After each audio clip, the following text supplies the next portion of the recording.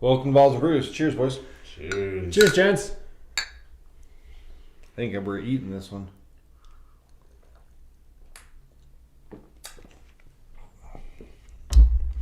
Hey now. It's not bad. Dude, that's a West Coaster coming out of Mother Earth. We got a lot of love for this brewery out here. Buku IPA. And it's a straightforward tasting notes of tangerine, citrus, forest, and pine. So yeah, there you go. That's a West Coaster, and I do get the deeper a little bit, the more piney. Do you guys get the piney? Yeah. I love the piney on the IPA. To be fair, Yeah. it is a very yeah You do. yeah. I lean in certain different directions, Zach, and that is okay. But overall, much love to the Mother Earth. They make a lot of good stouts. Most of the beers that we've had from them have been dark, to be fair. And I saw this one, and it's been sitting in the fridge for a while. We rotated a couple other ones that we were trying before these guys. But I came back to this, and solid IPA. Drinks at, let's see here, 6.5. So pretty basic, nothing too crazy. That's nice. I crushed a Mother Earth as of recently. The syntax, we've had it on pod. We sure have. That's the peanut butter. That peanut butter imperial, dude. It's a delicious brewski, man. That was a good one. I had it. And the latte. Oh fuck! I really want to get that latte one Both again. of those by Mother Earth were top. Yeah, and then they also had this fucking. I know it was a barrel aged that it was called Four Seasons, and it was 4 seasons. Yeah, it was a barrel aged chocolate stout, and it was delicious. It was heavy though. It was a thickums. I caught it from the Growler guys like last year sometime, and then split it with my pops because he's a big dark drinker too. A homeboy, he likes beer. I love that about my pops. I can bring him anything and he's happy. So shout to that. And then we were all kind of tipping a little bit last night, off pod. We were talking about what we were doing. What were y'all drinking? What y'all been drinking? So Zach's on the struggle bus. Okay, so I drank last cheese night Mammoth Double Nut Brown. Yeah, solid. I had a tall one of those, like Solid. a 22. Got Then it. I crushed 2 Guinnesses after that, and then after the Guinnesses, we went home, and I drank 2 hazies. Then I had after the hazies, I think we opened 2 bottles of wine between 4 of us, so 2 glasses of wine. And then I drank a Voodoo Ranger at some point in there. This is just last night. Maybe 2 of those. Man, this is All a high right. alcohol beers Wow. So that's where I was at last night. Okay. Boy. So Ate Z was bowlies. feeling it pretty good. I had the barbecue chicken pizza bowlies. It was really good. Really good. They are, to their food, when they make it right, it can be good. A lot of times when it's busy, it's just shit food because it's just, nothing good's coming out of the kitchen. But when I've had good food at Bully's, it's just kind of hit or miss. Because you can get pizza at the Bully 7 Up on Rob. You can't get it at 1. The one over. There's no pizza at 1? Nope. They don't do pizza at 1. So up 7, you get the pizza. So we had a barbecue chicken. It was huge. It was good pizza. Nice. It was tasty. I've always enjoyed their Bully's burger too. I think they do a good job for their burger. Oh man, can't turn down a good burger. That's a staple, right? Come on, like that's bar food 101 right there. Give me a juicy burger. You had that the other night when we went out to the Tide. Shout out to Flowing Tide, man. I love that place. I love that food. Hit me a four of a kind deuces. Yeah, you did. Oh, natural. Yeah, it was good Nice. stuff. Yeah, I paid for the meal. It's dope. T, It's always nice. Yeah. T, what have you been sipping on, brother? So last night was hanging with some guys and was making margaritas. I like a good margarita as long as it's just straight up. it was simple, classic. I don't want it just mixed. I don't want it like blended or like I just want. Yeah, always on the rocks. Yes, correct. I drink it too fast. I just don't like slushy texture. I don't like broken down ice. Like that's just not my favorite way to consume. I mean, it feels more like a kid's drink if you're doing something like that. Right. I feel like. But I got tipped a bottle of Altos Hey now. tequila. Okay. So, that's what we were drinking. It was not bad. We drank, a little bit of it straight without. Absolutely, good mix, call. Just Gotta know try it out. what it is, what the base is for sure. I appreciate that. It was good. Nice. It didn't have that. It's easy to. You could drink it alone. You didn't even need lime or salt, but. I don't with tequila. Like I can't do it. I can't I love margaritas. I cannot drink tequila, just regular. I bet you. Did you try the La Familia that Josh has? I ain't trying shit. Bro, I don't know. Why are you so resistant? Yeah, come on, dude. What has it been, like a decade plus since you drank tequila? Plus, yeah, last time I drank it, I think is when I got roofied at GSR because it was supposed to be for Angelique, and I took the full shot, and then we had a roofie, and it she had carried me out of GSR. Damn. It was crazy. I was so hungover the next day. So you can't blame tequila. That's not tequila's fault. It's tequila's fault. That's not tequila's fault. And I can't smell that shit. That's the roofier's fault. It was one bad drink, man. Fuck that And guy. I ain't never going back, brother. I'm never going back. I mean, you have those moments when you drink, though. White Wolf is that for probably all of us at one point, but different reasons, though. Sure. But, dude, I mean, honestly, man, It gives me the heebie-jeebies. Try some La Familia. Try it. Just a scotch. Just a spot. Just a little dab. What have you been sipping on, Charlie Ross? Man, so we were talking about meeting up. So I had that red, Irish red. Something I can't. Not reconnaissance. It was an odd name. I've never seen the brewery before. It was a small little handle. It's kind of a little taped over, just written on. But it was good beer. It sipped at 4.5%, which the reason why we know that is because it's written on the handle. It was tasty. It was really nice. Good It was light enough to enjoy. It didn't weigh you down for the meal to come. And then I had some killer fish and chips.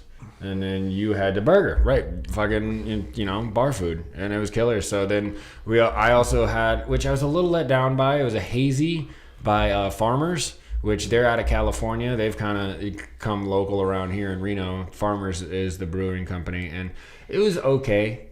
It was kind of mid, not a bad beer, but then finished up with a 2 Towns. Never. Not like a cider. I drank another one of those last night, and then my fallback cocktail, dude. I did that where I was just like, I don't know give me a gin and tonic. Those are my fallbacks. So sucked down a couple of those last night while doing karaoke. I'm not proud of that. I wasn't the one actually singing on the microphone, but Thank God.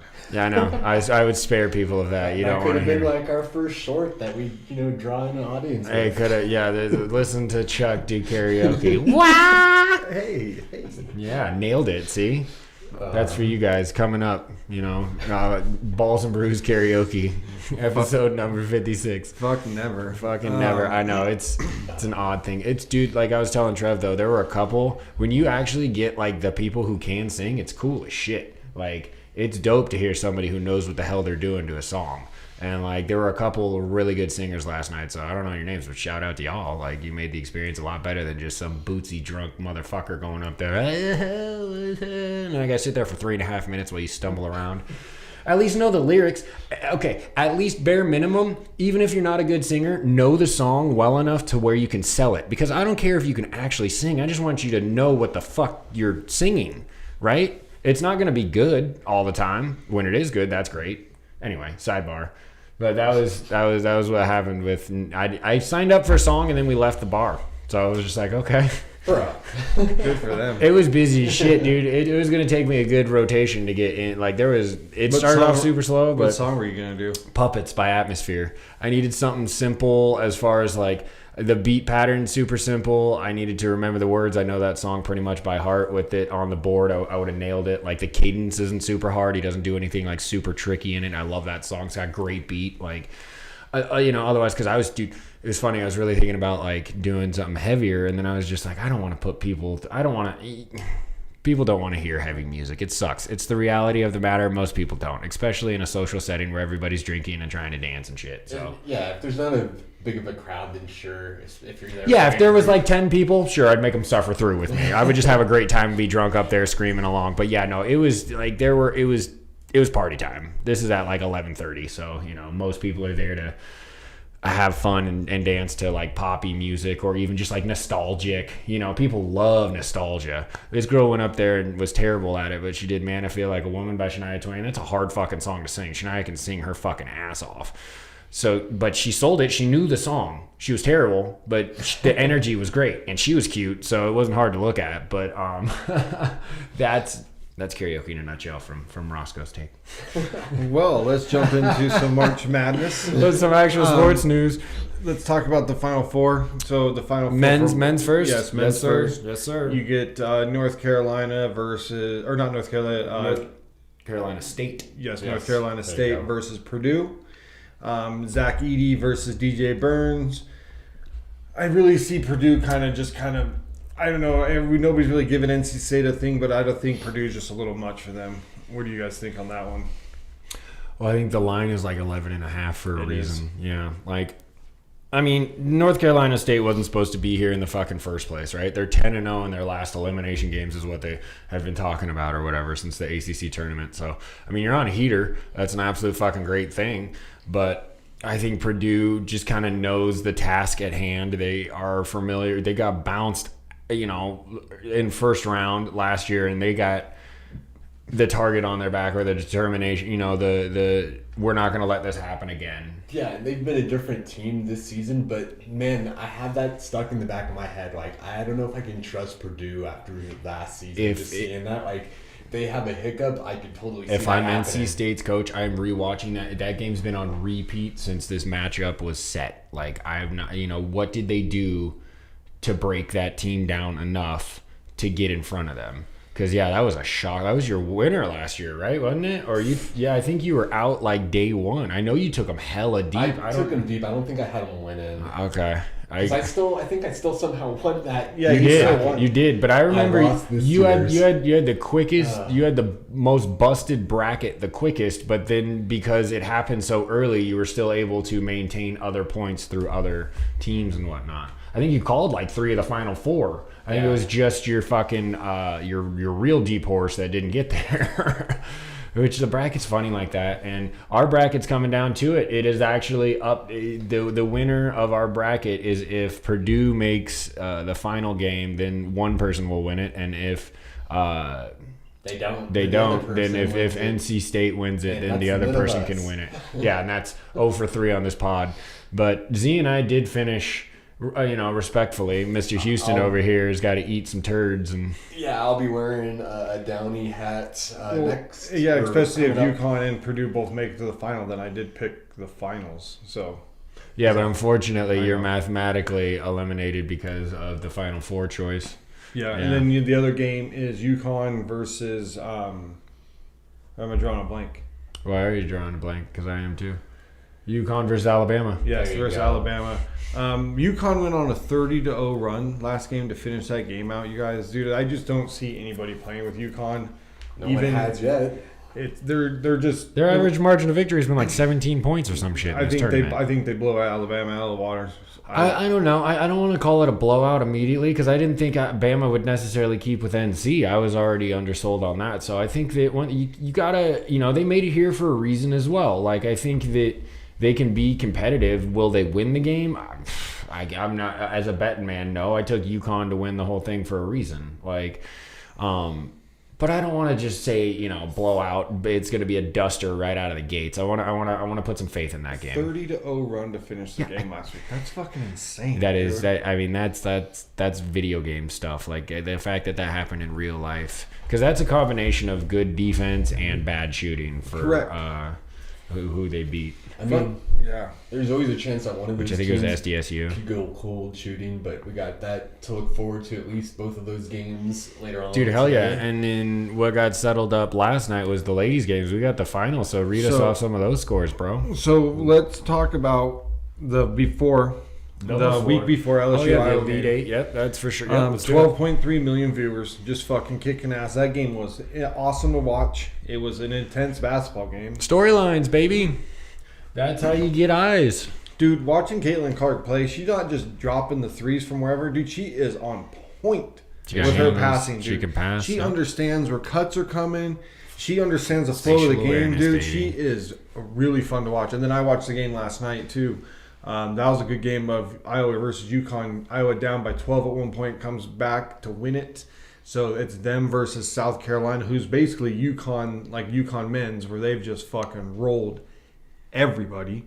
They had a rolled. little stumble in the Sweet 16, if I remember correctly, but then they ended up snapping out of it and winning the game pretty easily. Yeah, they won last night by fucking like 22, by 20 as well, I think. No, yeah, it was 19. 19. Yeah, so I mean, it's 37-0 South Carolina versus this Jayhawks team with Caitlin Clark. It's going to be such a good game tomorrow. That's tomorrow, right? Hawkeyes. Sunday night, yeah. What did I say? Jayhawks. Jayhawks, Iowa Hawkeyes. Yeah, But it's the booze. Struggle last bus. time South Carolina lost was to Iowa in the Sweet 16 last year, I believe. Oh, Yeah, I think it was the Elite But- Eight, but yeah, it was last year. It was last year. Dude, yeah. Don Staley. No, it was the Final Four. I'm so sorry. It was the Final Four? It was one of the biggest upsets in college, like women's college basketball, because once again, South Carolina was running the fucking table, and then that was kind of what really put Caitlin Clark in like the social consciousness. Like, let's be honest about it, in front of the male viewership, like.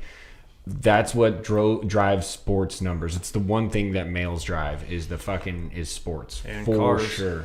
Hey, but ain't hitting no curves on the way to my house. I believe that team, though, I think South Carolina has 5 new starters from last season as well. You might be right about that, dude. That South Carolina team, that what Don Staley's built over the last 4 seasons, right? It's starting to become a powerhouse. Like, she's starting to kind of take the. I didn't realize they have 11 national championships. Yeah. South Carolina does across their history. That's pretty fucking impressive. And as of late, they've been fucking like dominating, because usually it was Tennessee and UConn, and then you'd see like a Notre Dame kind of flash or somebody else. As of lately, it's you got to go through South Carolina. UConn's still a good team, but South Carolina's kind of been the deal for the women's. But also, Caitlin Clark broke. Let's talk about all these records. A million and 5 records. Yeah, it's laughable in a good way. Yeah. So, she passed Tamika Johnson for most career assists in NCAA tournament history. Passed Diana Taurasi for most career 3-point field goals in NCAA tournament history. 9 threes versus LSU, tied for the most in a game in NCAA tournament history. Passed Taylor Robinson for most career 3-point field goals in Division I history. First player in NCAA tournament history with 3 career 40-point games. Boom. Dang. That was all just like from the LSU game, and then I don't know if she said anything last night. Yeah, I believe I heard this morning. Yeah, she's the D1 leading scorer and to make the championship game. So I mean, it's just record after record, and dude, and I love the way she carries herself. Like, I love the way she goes about it. She's about her business, dude. Like, she doesn't let no noise come in. She just goes out there, does her thing, gives pressers, has a good, clean image. Like, she's just silent killer right now. And it'll be interesting to see what happens when she goes to the WNBA, to see if viewership kind of carries on with that class, or if it stays kind of more in the mystique of the college game itself, just because, like, the tournament time, it's really easy to rally around cool stories and things like that on both, on either side of whether it's male or female or whatever storylines. It's what gets viewership. So will that stay? I don't even think it works for both. I think Okay. the college will decrease, but because we're having women stay 4 seasons and you're getting they to do learn stay. these They names, have to. you're They getting to learn have. these players. It's a better college product for basketball. You can't do a one and done to get to the WNBA. Right. You have to go 3 years. It's the NFL rule. It's like that's. So that's good for the game. So I mean they'll lose some with losing Caitlin, but I think it still is going to be better than it's been. Without her, and then I mean I think she definitely is going to draw in all the attention to the team that picks her in the draft, most likely Indiana. So. Oh, she's got to be consensus number 1, mostly just because the whole idea of, even if she wasn't statistically the best player, she's the one that's going to put butts in seats. And when you get to the WNBA, that needs to be business decision number 1 right there. WNBA needs that. Needs butts and seats. Get that money. Big time. Yes, because right now they're subsidized. They don't even make money. Let's be honest about it. Like, WNBA, we can do better. That's the sport. You know who else can do better? What do we got? The NCAA people that do the fucking floors, man. Oh my lord, yeah. Let's have a little sidebar into this. This is painful. Elite 8 game between the Texas Longhorns and the NC State Wolfpack. The 3-point lines were not the same distance on each side. So one was in closer than the other one. They had a measure. So that's not just like that game. That probably happened in multiple games. Do you know what the measurement was by chance? Did it give statistics? I did forgot to get all that info. Was it like a foot or no? It was like 3 inches? Yes. Okay. But the coaches opted instead of like having the whole floor redone just to play, and they knew that the distance was different. But how in the fuck did you fuck that up? I don't know. You put the paint on the wrong side of your like tape, like when you go to measure. Yeah, there it is. That's I mean, that's more or less what I mean, really, that's the straightest explanation I can think of for sure. I don't know how you don't. You do that so many times throughout the year. I don't know how you fuck that up. That should be on absolute lock. Or if you do fuck it up, you should be able to instantly recognize it and fix it before you send anybody the fuck out there to play on it. Straight common sense. Be fucking That's up boo the boo floor, action. dude. Yeah, man. In a game too, Elite Eight. Amateur hour, bro. What is this? Amateur hour. All right. Look at me. Let's jump into some NBA ball, Charlie. You got the dude. All right, so yeah, we are getting into the last week. So shout out to are we 3 games. Okay, hold on, real quick before we give to the NBA our love. I want to go back and who is going to win the Natty title? Is it going to be the better team, the 37-0 undefeated Gamecocks, or is it going to be the better player in Iowa and Caitlin Clark? And that story is immaculate. I'm riding the Iowa fucking Hawkeye train, you're riding the fan favorite. I hopped on that bus. I mean, that's what I'm rooting for, definitely. But I don't know if I would bet that. Head says Carolina. Heart says Caitlin. Yep. Okay, I feel like that's pretty much where we would all fall. I want to see Caitlin ball. I just want to see. It's going to be a great game. It is going to be a really good game. Which is, I love that for the ladies. Let's keep that up. Let's keep that up for sure. So rolling into the last week, yes, of male NBA. We're going some pros here. 2 games. Let's see here. Standings have us at now 5 games. Okay.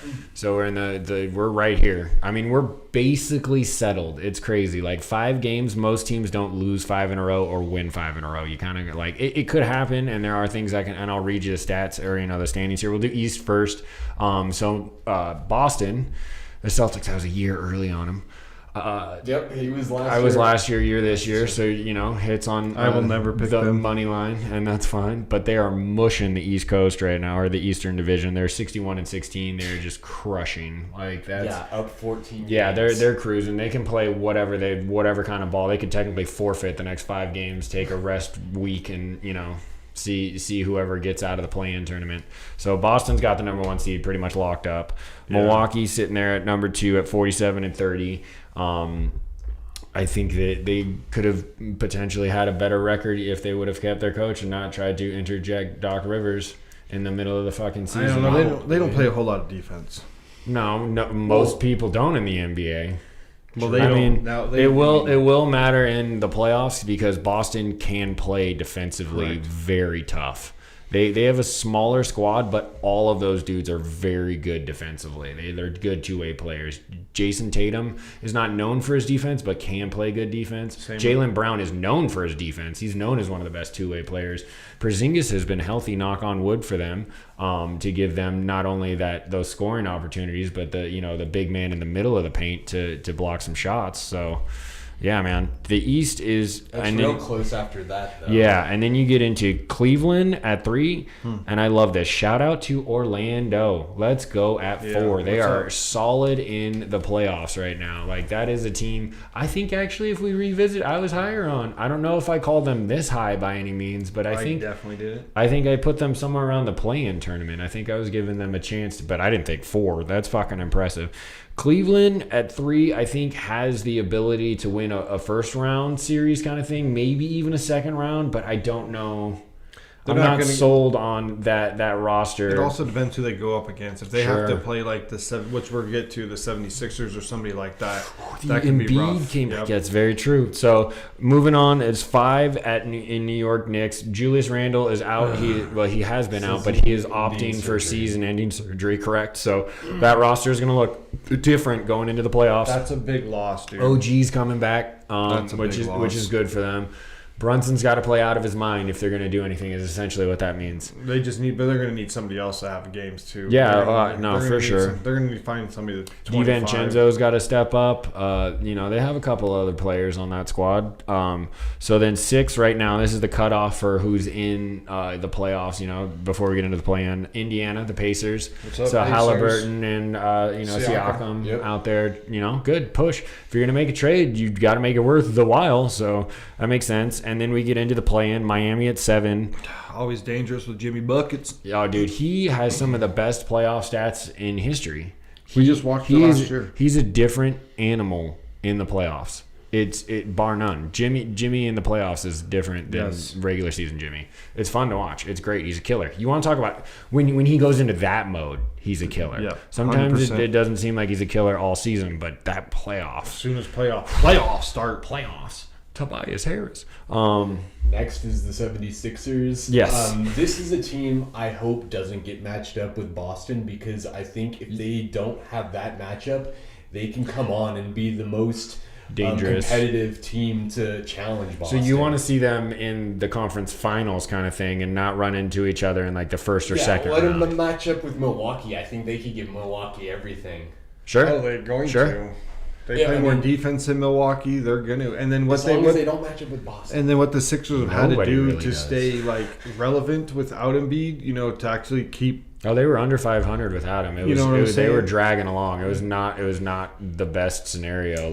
But now they got more players, got some more minutes. I think it might make them a better team. I don't disagree with that take. That's a good take. Enjoyed Oubre and Maxey. Maxey. Got a couple of players there, man. Yeah, Harden was holding Maxey down. I also think that Nick Nurse is a great coach. Oh, I think he's a player's coach, and he really gets the best out of most of the athletes he has on that floor. I like Nick Nurse. If you look at that Raptors squad that he won a chip with, they were good but not great. They probably weren't the most talented team that year, right? I mean, injuries helped them. Yeah, big time against the Warriors, the Golden State Warriors. And Clay went down. Who's 9 and 10? We don't have to relive it. Okay, 9 is Chicago right now. The most underwhelming fucking I love that roster, and they never. This is about what they do. They get into the play-in without Lonzo. They lose a lot without him being. And then Atlanta is holding on. Yeah, so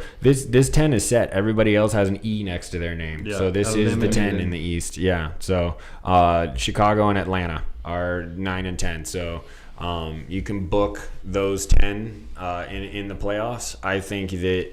You're going to see, man, to be fair, I think some playoff ball comes. The only team I don't trust at the top is pretty much either Cleveland and, unfortunately, Orlando. We are giving you some love, but I don't trust you in the playoffs. I don't know what the hell y'all's first and second year players are going to do. The road goes really through Boston. Young. Oh, for sure. Orlando's really young. I think they need one more piece. If they could get an all-star to come to that, I know that doesn't happen in Orlando, but if they can pull that off, that could be. Now you can throw the pitch of, hey, look, we're on the upswing. Come to us now, and you could be the piece that puts us over the hump. That's a huge selling point, I think, for certain guys. But they're still in Orlando, so. But that's Florida, baby. No state tax. Let's go. Yeah, you draft Bronny James. Oh my God. Oh, okay. Since you brought it up, we got to touch it. Sidebar. He announced he's going to come out into the draft. He's transferring. Somebody will draft him. I thought he was transferring. He's coming out in the draft. He declared because. And he's not going to hire an agent. Basically, because once you do that, you're committed. Correct. True. Okay. I mean, he's probably testing the waters, but he'd be at the end of the draft. Because someone would just pick him. If he transfers, he's going to Deuce Kane or something. SDMU or SMU. He's going somewhere. He's going backwards. He's going backwards. What happened there? I don't want to talk about it. How, dude?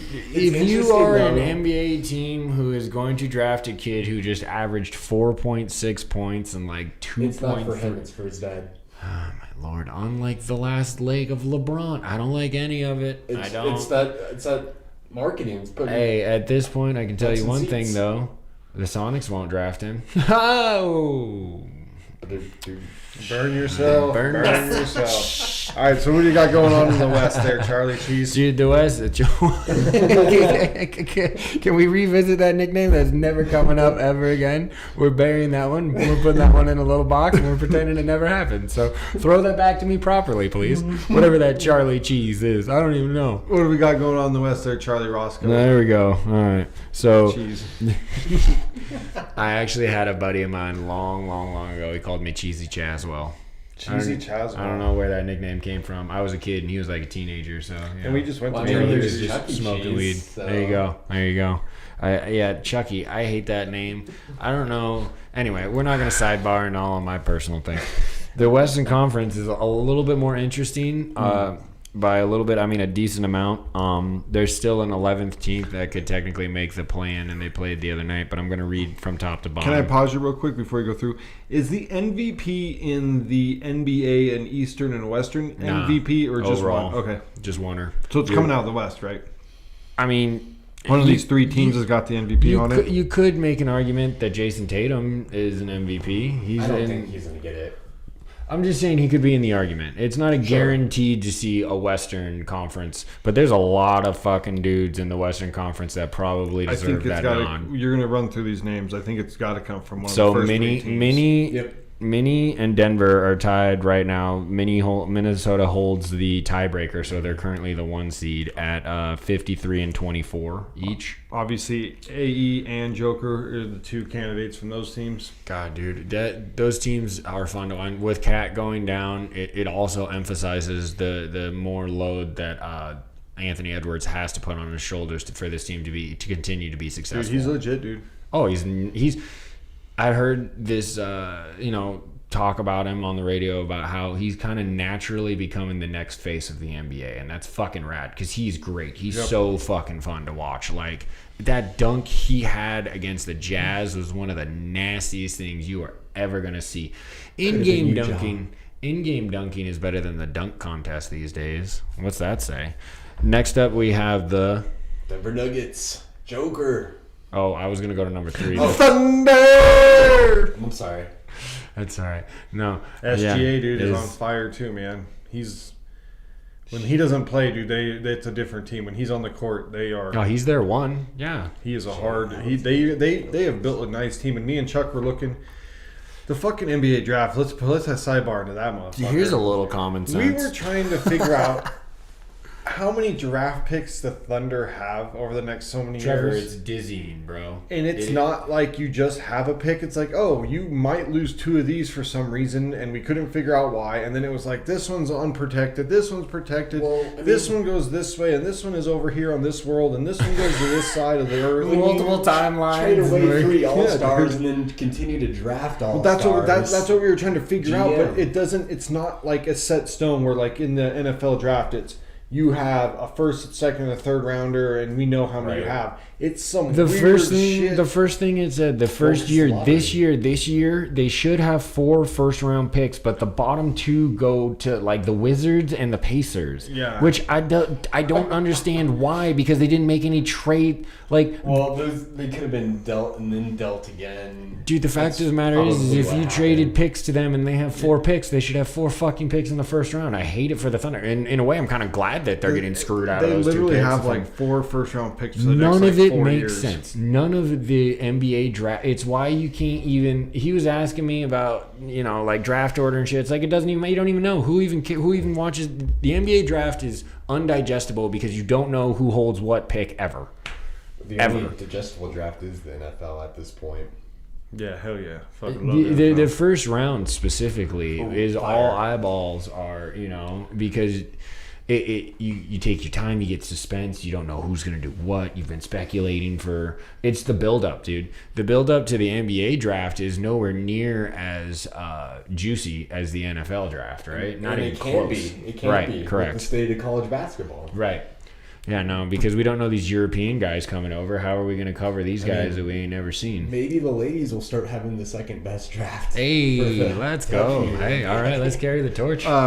But out of those first 3 teams, I do think the MVP's coming off one of them. I know we're going to talk about Dallas here in a little bit. Luka's on a tear, but if you don't play defense or even like try to play defense, I don't think you can Get it in. I don't know. So right off the back of those three, we got the Clips, Dallas, and Phoenix has fought their way into the 6th seed. So they are kind of on a heater themselves. They were looking at the play-in tournament about a week and a half ago. So I think that Phoenix, if they can stay healthy, can be pretty fucking scary in that West. They do have a lot of goddamn talent on that team to start. Like they're gonna have to figure out a way to spread some minutes, but they're gonna have to play Dallas. They could be dangerous. If it ended today, it'd be them in Dallas. No.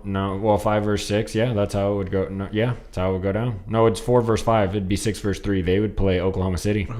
It'd be OKC Phoenix. That's right. That'd be something, huh? Right, that'd be a great first-round matchup. Holy shit. Either way, the West is going to produce some great first-round matchups. That is going to happen. Because even as you scroll towards the bottom, you have New Orleans, Sacramento, the Lakers, and the Warriors right now. And Lakers and Sacramento are technically tied. They just have the tiebreaker over us.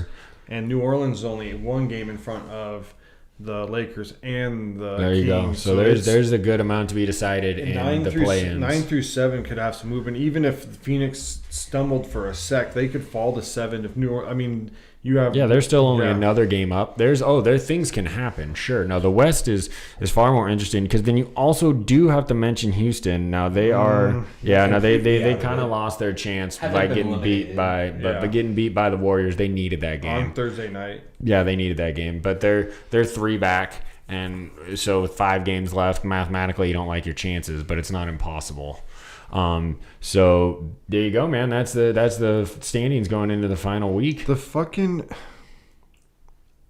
San Antonio's got 19 fucking wins, man. Right, which is totally fine for them because going for that number 1 pick. No, well, they did it smart, man. They got out there. They saw what Wemby was worth. They got him some NBA experience. They didn't put him out there for 35, 40, 42 minutes a game. The fucking Pistons only got 13. Don't even look at that. Somebody get Cade. That franchise Somebody needs go get Cade. Somebody go get Cade. That franchise needs to hit delete, dude. They've been bad for ever since the Chauncey Billups, Rip Hamilton, Ben Wallace, those championships. Right after that era, they've been bad. They've been bad for a while. Washington's only got 15 dubs. Yeah, Jordan Poole, dude, out there sniffing booty. He's not even playing, dude. Nothing. I know. Kuzma didn't want to get traded because Kuzma just wants to score points. That kind of shows you. Wow. And then you got the Charlotte Hornets at 19. So there's another 19-game winner. Yeah, 4 teams that couldn't do good. The bottom of the barrel out there is pretty bad. Dude, I hope fucking San Antonio gets a fucking a pick that you can match. They just gotta hit on it. Somebody that you can just match with Wemby, dude. He's having. It's not like if he's going to be something after this year. He is something. He is. Yeah. No. Yeah. I think that's how it was. Dude, he's so. That's what I'm saying though. So exactly. So you saw out of him exactly what you wanted to. You still are in a position to get a really good fucking player in this draft. Get on your first pick and put on some size. Bring in free agents. God, you got to, dude. I think it's a selling point when you can go and say, "Hey, look at the ascension that we're about to have." You can sell Wemby for sure. He's going to put himself up in the top 5 players in the NBA in no time with his skill set of shooting. I don't think you're rebounding, wrong. Pass blocking. I'll do some work. I don't think you're wrong. So let's jump into some MLB. We got some good MLB talk. We got some bad MLB talk. We got some crazy MLB talk. Which one do we want to do first? Okay. Good, bad, or crazy? Crazy. Okay, crazy. Let me tell you the stat. I found this stat. This shit is crazy. Crazy. The Reds. Crazy. The Reds are paying their 5th. So the Reds' 5th highest paid player isn't on the roster. Either is their 6th highest paid player, and it might be the 4th actually. According to the salaries, you have an infielder that's making $15 million. You have a pitcher that's making $14. You got Frankie Montas, another pitcher making $14, and then you got another guy making $8. Okay, so that's 1, 2, 3, 4. So the 5th player is Joey Votto. He plays on the Blue Jays. He's making $7 million from the Reds right now. That's not the best name. The best name is Ken Griffey Jr. is the 6th highest paid player on the Reds because he had a deferred contract and he's still getting $3,593,700. Why you think every time you see Ken Griffey he's smiling? I'm making $4 million a year. I ain't doing diddly do. He's the 6th highest player on the Reds roster. I'm just golfing all day every day. So that's crazy. What do you want next? You want good or bad? Let's do bad so we can end with good. All right. Okay, we got some bad. This is like up in this common sense, like kind of is this even legal This type boo boo? Yeah, type this legal is type buy-in. shit. Lay it on us. So a couple nights ago, I think it was like 4 nights ago now, Ohtani hit his first home run for the Dodgers. This gal came up with the ball. As they're sitting there, like 10 security guards come up and they think, okay, they're escorting us like because they are worried for our safety because it's an Ohtani Somebody will home run. snatch that ball from her. So they get up, walk from with security back into the back. At this point in time, security now separates the man and woman, whether it's wife and husband or girlfriend and boyfriend, separates them, takes the wife into one room because she has the ball and takes the husband into another room. Does not let like the husband have any kind of talks. It's literally in 2 different rooms, while the wife is getting bombarded about getting the baseball away, and the stadium or the Dodgers are telling her we won't authenticate. Close. Authenticate. We can do it, Downey. You're doing Authenticate the There it baseball. is. So what happens when you get a home run? You can ask the stadium to authenticate it, saying yes, this was hit on this date, and they can authenticate it at the it. stadium. They put it in a glass goddamn case and give you a little fucking note, dude. They told them, the story is that they told them, and it's all over like sports talk right now, they told them that they would not authenticate the baseball. So if you left, it would not be worth anything. That baseball right now is worth up to $100,000 because Ohtani's first home run with the Dodgers. They ended up only giving her a couple signed hats, a signed bat, and something else. Didn't even like offer season tickets. Didn't offer anything like that. And then 2 days ago, one day ago, yesterday, they came out with, because they're getting all this bad PR. Oh, we're going to give it. Why don't you guys show up early to a game and we'll give you a great on-field experience. Dude, the Dodgers missed bad on this. This is bad look. If you would have separated me and my wife and she had the home run ball, I would have been fucking pissed. You would not even, you would have had to call the cops. That would have not gone well. How are you separating a man and a woman? Whether you're boyfriend, girlfriend, or husband, wife, and going about this is like this screams so like wrong. I would say that's to be okay from a sports standpoint. That's just bad. Like you shouldn't have the legality to be able to do that. Period.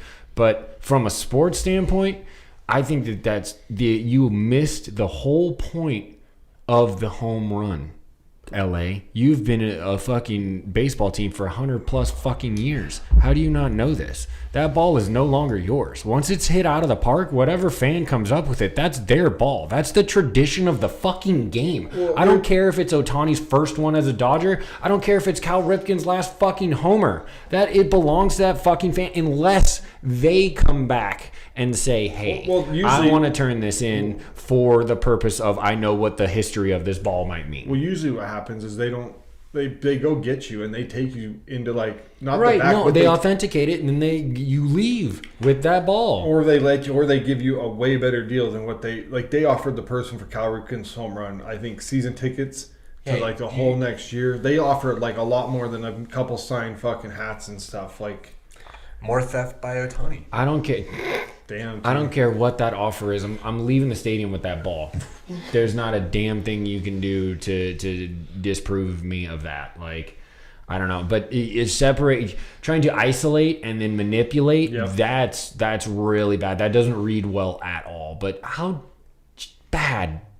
I'd be pissed if the Mariners did this. I'm really glad that it's the fucking Dodgers because that's an easy team for us to shit on. But we're gonna shit on another team in Fandom. So oh yeah, we are. All right, we'll tease that. Yeah, no, this so we're gonna end with good now. So boo on you, LA. I don't like that from a lot of different standpoints. It just screams bad all over the joint. Right, it's bad PR. No doubt. Good is it's good, but it's always got to be the Astros.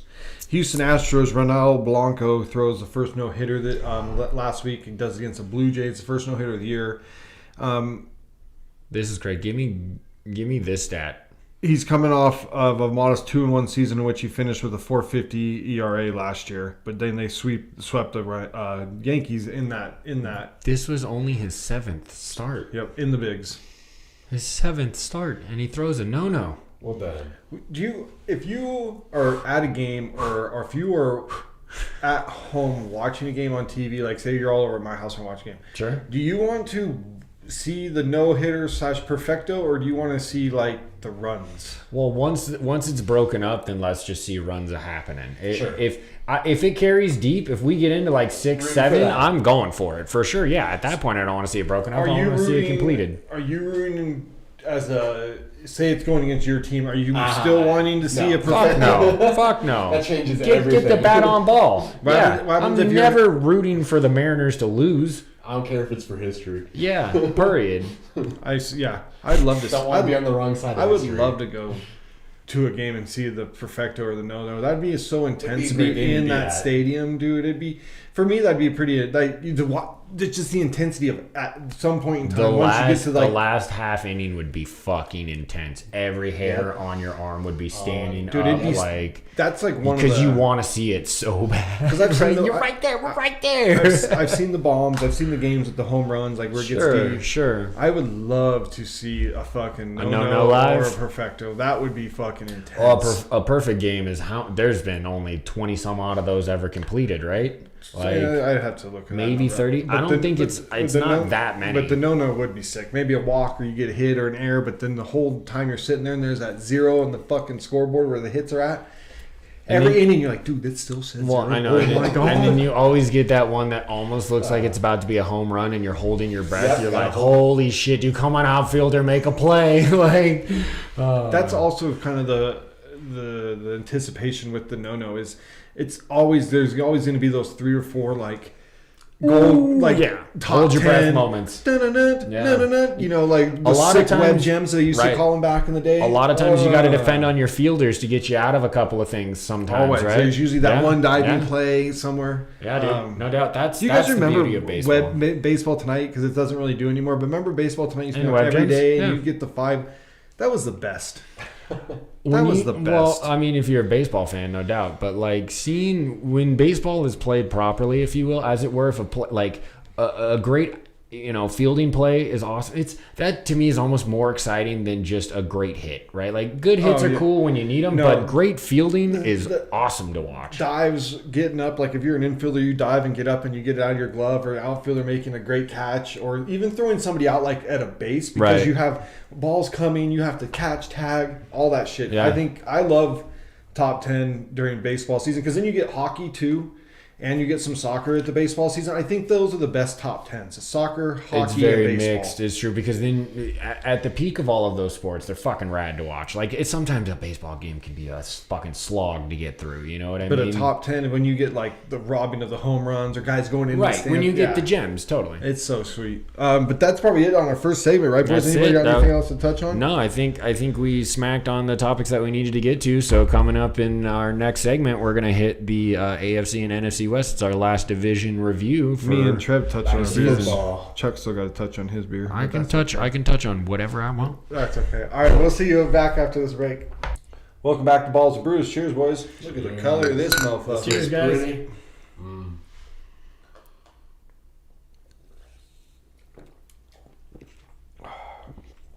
That's good. Some local love. Great Basin. Fire-lit haze. It's a cool can. It's going to be hard to see. It's like a harvest basket. Yeah, it's going to be hard to see with all the colors. It's orange and it's bright. Look it up on X and Instagram. Absolutely. We always plug the brewskis. This drink's at 7%. Pitched as a hazy. I get a little bit of the haze definitely off of our last IPA, which was much more of a straightforward. It's not as juicy as a lot of hazies, but it is hazy.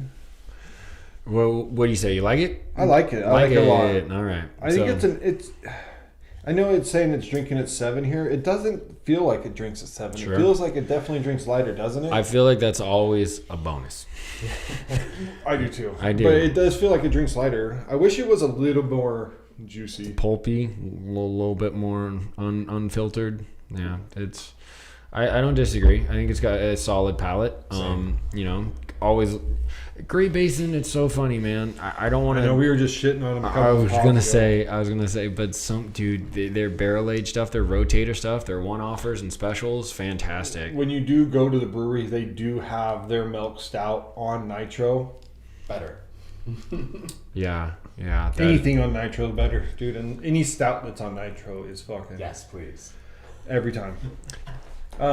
So Before we jump into our divisions this week, we had a big time trade. Diggs gets moved to the Texans for a second round pick and some in the 2025. It's not even this year. Of some 7th rounds, right? Yeah, like 6th and 7th. 6, yeah. It was. Wait, it's not. Yeah, it is this year. It's this year.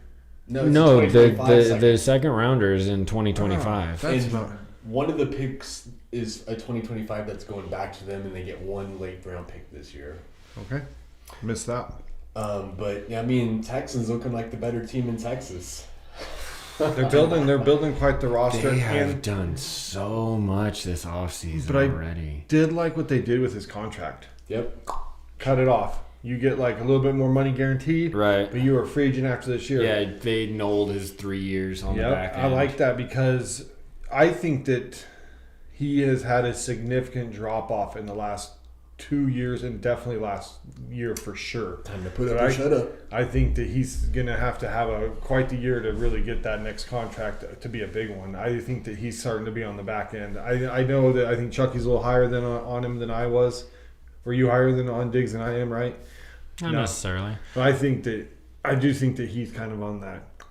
I just think that he's going to. I don't think he's going to hold the equity in the Texans locker room the way that he tried to command it in Buffalo. Like C.J. Stroud's not going to just say, "Okay, I need to throw to Stephon Diggs now." They still have Nico Collins and Take Dell and Dalton Schultz, and they're bringing in Mixon who can catch the ball out of the backfield. This is all on Diggs. Like he's got to be a different guy than he's been. He's had to be the guy on Minnesota.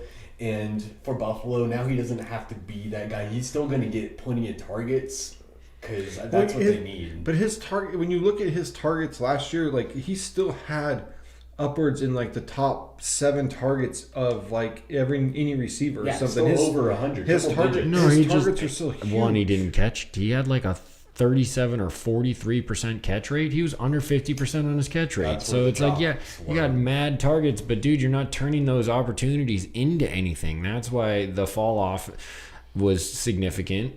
Can he have a good year in Houston? Sure. He's still a great route runner. The guy is still a good football player. I just hope that C.J. Stroud puts his development over trying to keep a diva wide receiver happy. Yeah, if it clicks, then it clicks. But if it doesn't, then, That offense looks exciting, though. The diva wide receiver is the worst player to have on the field. One of them. It's one of them. It's a rough go, dude, having a diva wide receiver, somebody that just doesn't shut up. It's sometimes mostly on them too for not putting up. Diva wide receivers are fucking awful. All right. Let's jump into the West. So we'll start with AFC West. We'll give the up, down, or down the middle kind of talk. Whelmed, underwhelmed, overwhelmed, overachieved. Denver Broncos, they did what I thought they were going to do. I picked them to be low. And they probably underachieved as what they thought, but for me, it was exactly what I thought they were going to be. I thought they'd be a little better, so they underachieved for me. I just thought Sean Payton would right the ship, and it wasn't enough. What, they got 7 wins, right? That's right about. Honestly, I think that was an overachieve. I didn't like that roster, especially with Tim Patrick going down right out of the gates, and they were. And yeah, I think I always shit on Denver, so we'll say that I think that they were overwhelming, to be fair, if they got 7 wins, because I thought they were going to do like 4 or 5. Next team, Kansas City Chiefs, overachieved. They won the Super Bowl. Yes. Well, I mean, I wouldn't call it an overachievement. I would say that you always think that Kansas City can win it, and they did. So I would say, do you doubt Patrick Mahomes going into a 0-0 season? Oh, never. But the receiving core, I doubted catching footballs. And they were bad catching footballs. You're not wrong to doubt that. While we were on the Kansas City Chiefs. Sidebar within the right team. That's true. Rashid Rice gets caught with 10.8 grams of marijuana while driving really fast and wrecking his car and leaving the crime scene. Here's a fucking common sense. What are we doing, man? Come on, guys. Like, everybody in the NFL, everybody playing sports. You were doing something that kids want to do. Their kids get to do. You're doing it for money. Stop being fucking idiots with how you act. It's not fucking hard. Yeah, still acting like a child. Like, you have enough money, you could rent or drive on a racetrack. And if you're going to be racing, you're carrying marijuana with you too. I mean, it's just bad on bad. Like, not You're being dumb. You are being dumb. You think you're untouchable or something? Like, Yes, what is it? You have to, because it's like, okay, like, there's a difference. Ruggs is in prison. Yeah, with other things like that's recently happened. And you're still doing shit? Doing that. No, and we spoke about that. No, he's done. Ruggs is lifer. He's not only ruined his NFL career, he ruined his life. Like, and then Jalen Carter had his issue at Georgia, where unfortunately somebody passed because of a street racing incident that he was linked to, and like, Jesus, man, it's one of those things where it's like, we all like adrenaline. We all like, well, not all of us, but we do. I know all of us do. Like sure, you want to race a car. That sounds like fun, especially with the kind of cars that these guys are driving. But you have money that you're in that different bracket where you don't have to do it and endanger the public. Like what? Or go to the Autobahn, where you can do. Yeah. Take your Porsche on Autobahn. That makes so much more sense. Right? You can travel to Europe and go rent a car and go scream it down the highway that doesn't have a fucking no speed limit. Yeah, exactly. I mean, there are ways to do what you want to do legal. And don't ever fucking... What are you doing with weed? Like, put down the weed. Put down the weed. It's an unfortunate side of that situation right now. It's a zero tolerance. Everybody still fucking knows that. Like, and I'm not defending that. It should be more than a zero tolerance. It should be like you... What? How do you do more than zero tolerance? But like he's like you said in the text, it's gonna be like a slap. Oh, he's gonna overall he's gonna serve a 2-game suspension and pay a fine. And it should be more. It should be more. You're setting such a shitty example. Like, and then you get, and then it looks bad too because it's already out in the public. Well, just thank God he didn't harm anybody. And then you get away, not get away with it, but got lucky. Yeah, got lucky putting yourself in a bad situation. Yeah, you could have really screwed yourself up, and you could have screwed a lot of other people up too. Yeah. The next team on the list is the Las Vegas Raiders. I had them making the playoffs, so they underachieved for me because Josh McDaniels is a piece of shit. I knew Josh McDaniels was a piece of shit, so they achieved just as I thought they would. Yeah, they were right where I thought they were going to be too. Competitive, but you're not good. Chargers underachieved because everybody got hurt and Stanley is an awful coach. And then once Herbert got hurt, he was hurt all year. He had that like casting on his thumb all year, and then all of us, fucking guy gets hit fucking like a bag of rocks. I put most of it on Staley. Like a lot of times, I don't give the coaches much credit, but I'm giving him all the credit here for how this has gone for the Chargers. This was two of the worst coaching blunders with the Raiders and the Chargers of what you did with each roster. Like you guys kind of like said, but if you look at each roster, even I thought the Raiders roster going into the year was still a better looking roster. Too. Just the West outside of the Chiefs. That's true. Andy Reid, dude, thugging it. So Charlie, let's start with you and the shitty Denver Broncos. Well, hold on, I didn't give my opinion. Oh, you didn't give your opinion. Sorry, Chuck is 2 cents. Okay.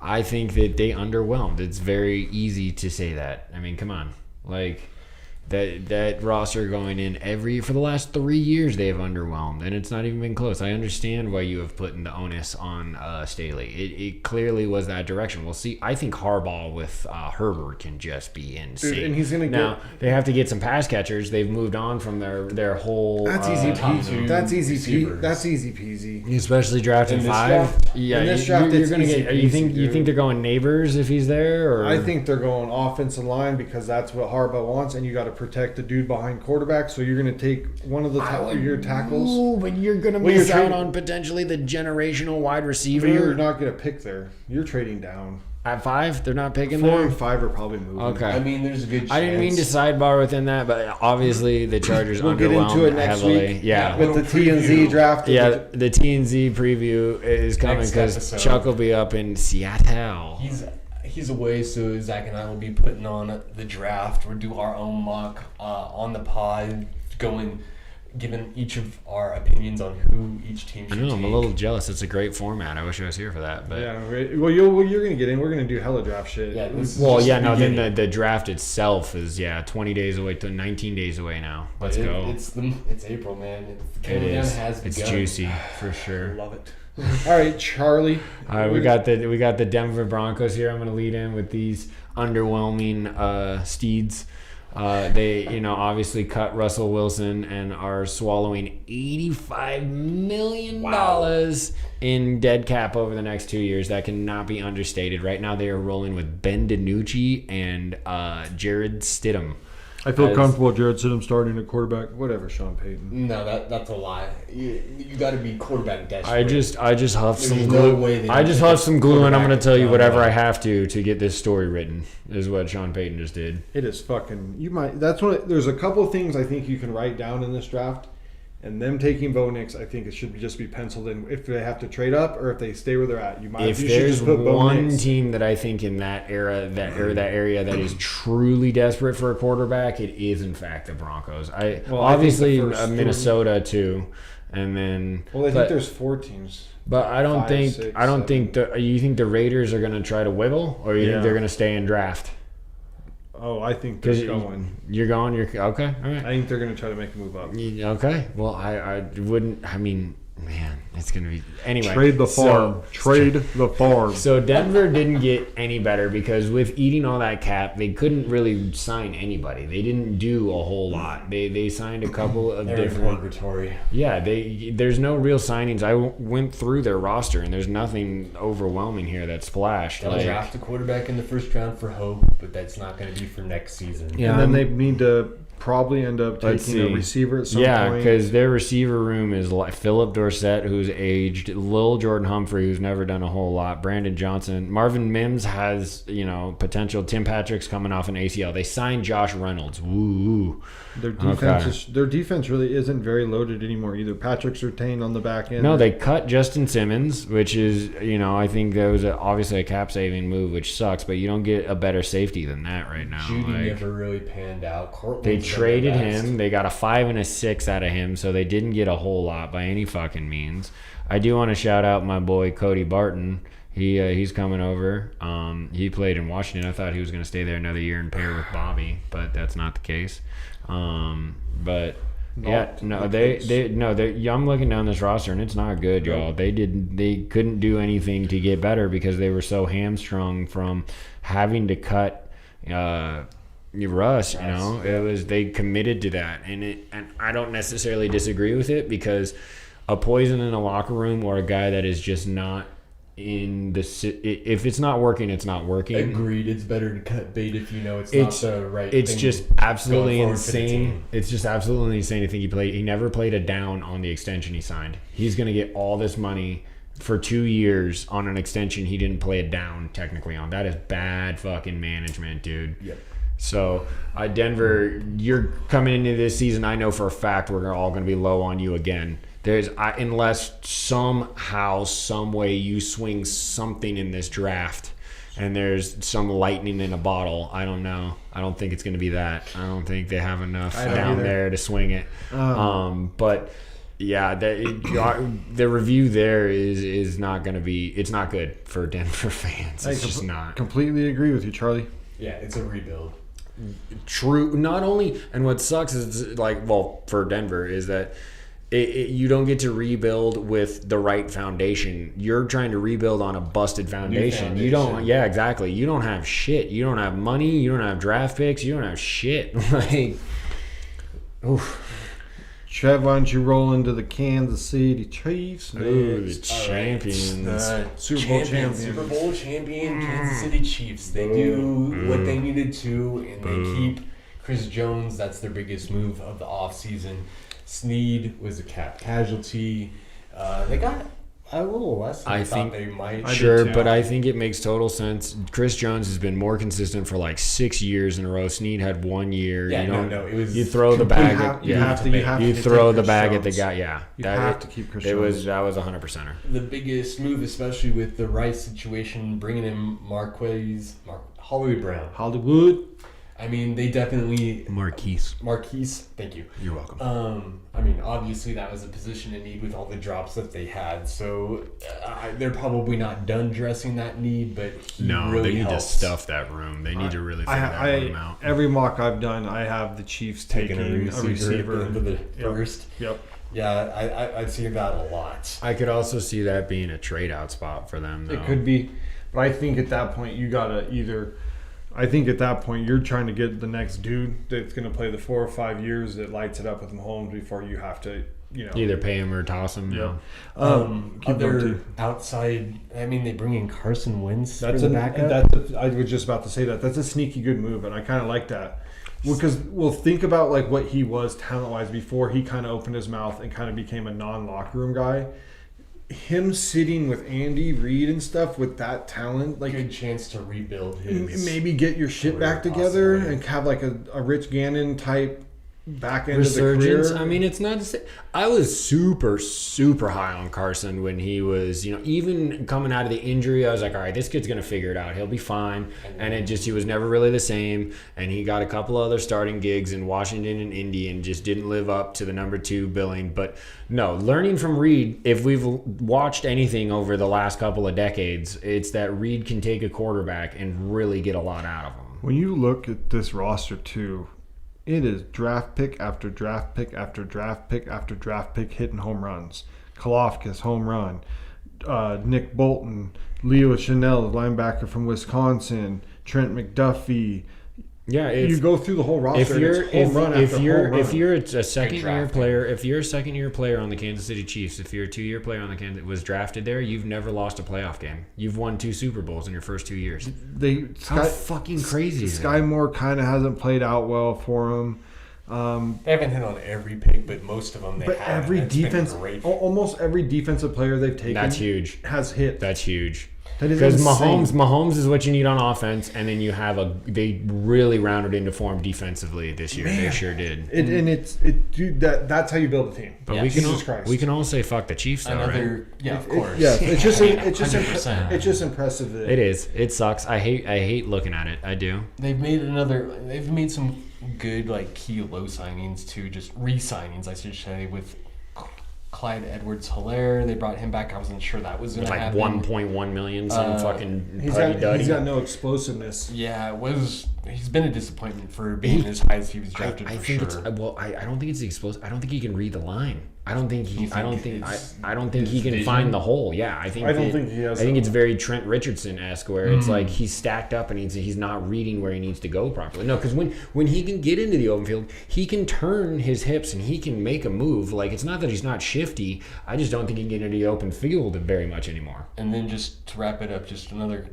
Some more re-signings. Drew Tranquil, the linebacker. Yeah, it's a good signing. Dude, solid. I thought he was a strong safety watching him this year. The way that he it's just that hybrid. It's the hybrid position that they kind of hover him there. I really thought he was a strong safety. It's a good signing. Trayshawn Wharton, the D tackle. They brought in Irv Smith Jr. from Cincinnati. Derek Noddy, the D tackle. I thought he would be better for Minnesota too. Remember Irv Smith was Minnesota, the tight end. Yeah, he's better. He's kind of been mid. But I mean, honestly though, I would probably find a spot for him in my TE room if I didn't have top tier fucking guys already. Great TE too. Yeah. If they go out and hit another draft because they have picks like Trev, right, where they have a bunch because of compensation and people moving on, right? Yep.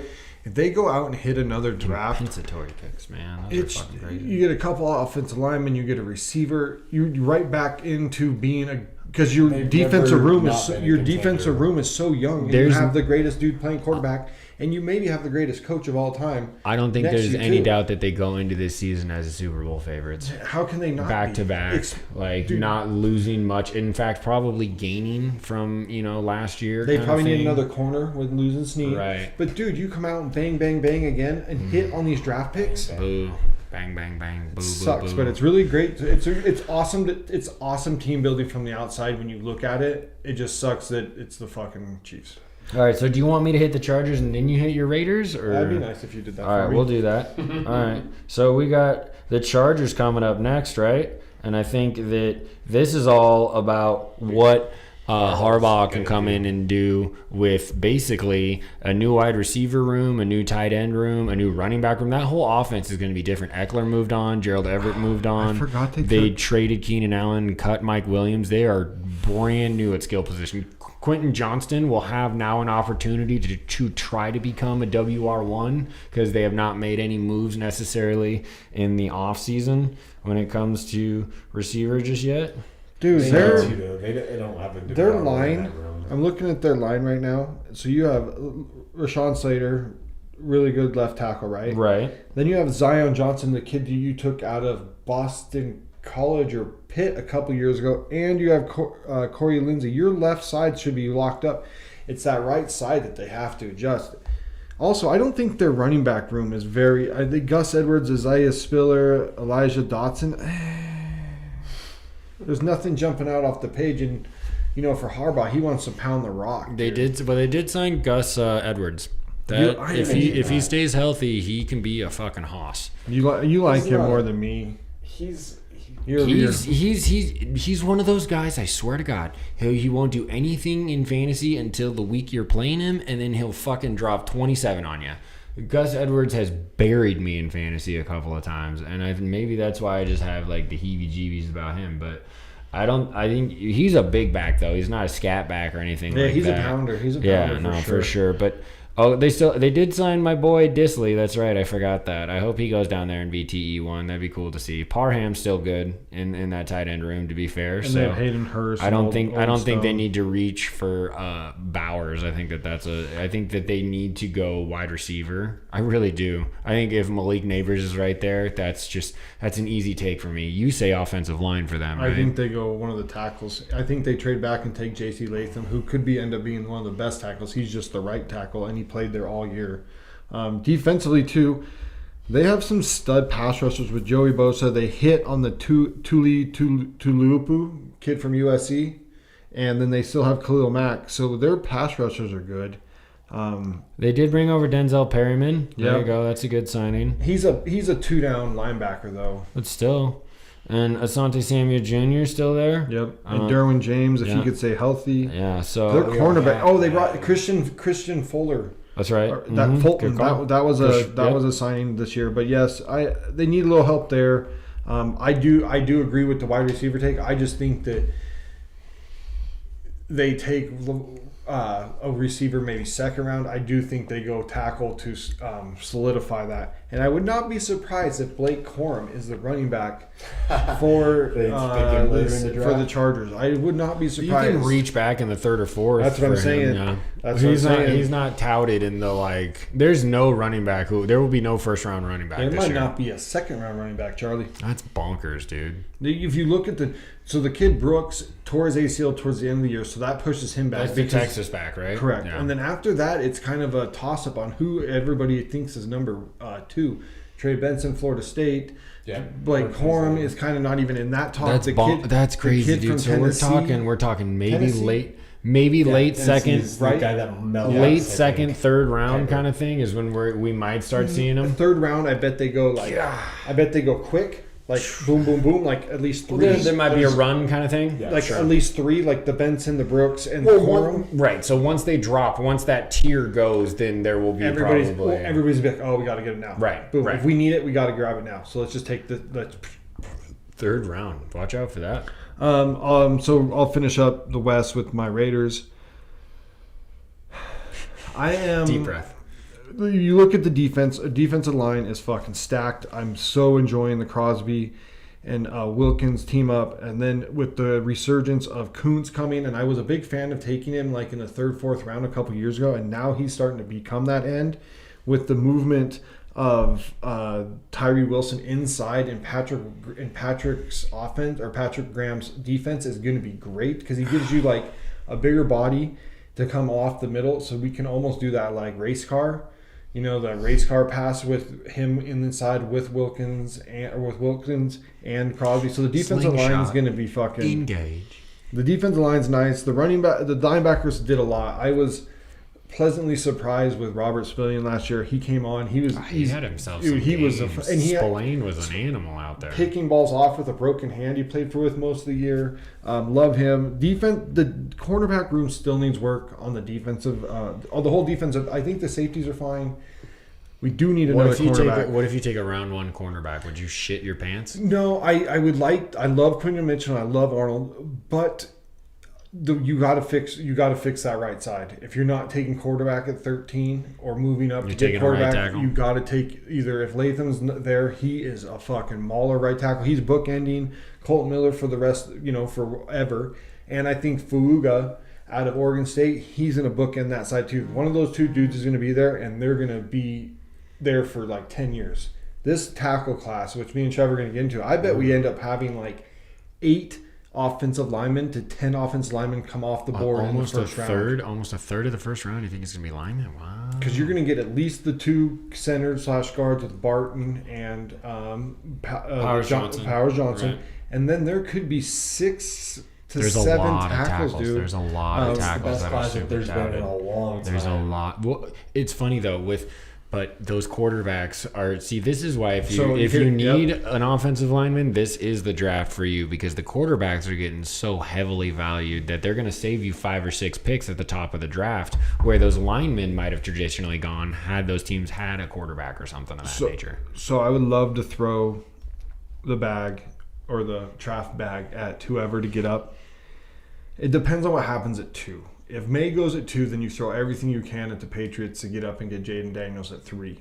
The whole bag. Every draft pick you can send, except for your second rounder this year. So you take Jaden Daniels, and then you take the right tackle from Washington, Rosenberg. You take him as your right tackle. Boom. Rosenberg's not going to maybe take a little bit to develop there, unlike maybe a Latham or a Fuaga, where they come out and maybe are pushing for, one of the better tackles already. He's developmental for sure. But he's going to end up being he's going to be that all of a sudden in 2-3 years we're like, damn, the Raiders got 2 really great tackles. But I think what a coincidence. But I think if you have the chance to get to 3, because that's where the draft's going to start. If we all think 1 and 2 is already done. So Jaden doesn't go 2. I don't think anybody. I think they draft 3. I think New England sticks. I don't know. I think 4 is the real true first available spot. And I think that we have to take one of the quarterbacks within the first even 13 that second picks. tier. So if you don't move up even at 13, you want to take the Penix, Nix, McCarthy, kind of beginning of the second, early first. And then you come back at 40. I don't want to take. I'm very nervous of taking Fuaga and Latham at 13 and trying to get back in to get Penix. Rattler's not the dude. Joe Milton's a massive work in progress. I don't know about Jordan Travis as a if you NFL miss out, quarterback. that's a quarterback I would take a risk on later on. Travis? Mm-hmm. I can see that. He was super successful before his injury. But offensively, weapon-wise, we're still set with Adams and Meyer. And Tucker came on late. Mayer as the tight end right there. And then Zamir White along with Alexander Madison. So I think weapon-wise, we're still good. But I still see us taking a receiver at some point. Probably late round. I see another maybe running back late round as well. But offensive line and quarterback, I'm nervous that they're going to fuck. But you know what you didn't do is you didn't take any of those free agents that you were worried about. So you said you wanted to be in this position overall, right? This is kind of where you wanted to be. Kind of. I would have loved to have taken. I don't know. I started thinking about this after the Cardinals signed Jonah Williams, a kid from Cincinnati. That they probably told him because Paris Johnson played so good at right tackle last year that you can come in and play left tackle again, because maybe he wanted out after the Bengals picked up Orlando Brown to play left tackle, and he got moved to right. So I think that the Raiders probably were trying to get him as a right, and he wanted to go back to his left. Okay. So I think that's how he missed out on that. There's still a couple guards out in free agency that I've been keeping my eye on. I really want one of them to sign, and I would really love Gilmore. If we're not, because I think that the cornerback position right now is taking a backseat to the quarterback/lineman position, so we need to go get Gilmore or Xavier Howard. Let me ask you one more question. Do you think if you make a swing and get the quarterback, do you think you can have a Texans-style season and actually push for a wild card? And in the AFC West, it's tough because you are looking at Mahomes. He's up there, right? And now Herbert with Harbaugh. Yeah, exactly. But I still feel that when you look at the roster, when you really look at the roster... No, that's why I'm asking you truthfully. The defense, you're a cornerback away from having...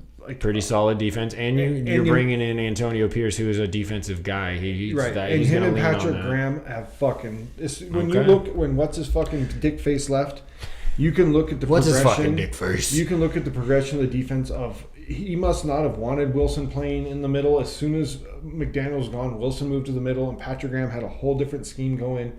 But anyways, we're on the up. If we get the quarterback, dude, you're there. I like so you're kind of tingling. You're tingling a little bit under the surface. A little bit. You need a banger of a draft. And if you're not going to take the quarterback, then you better fucking take. If you already know you're not taking the quarterback, or Jaden's the only dude you're taking, then you better hit at fucking 13 on the offensive line, and you better hit at 44 on a cornerback. You tell him that. To solidify everything around.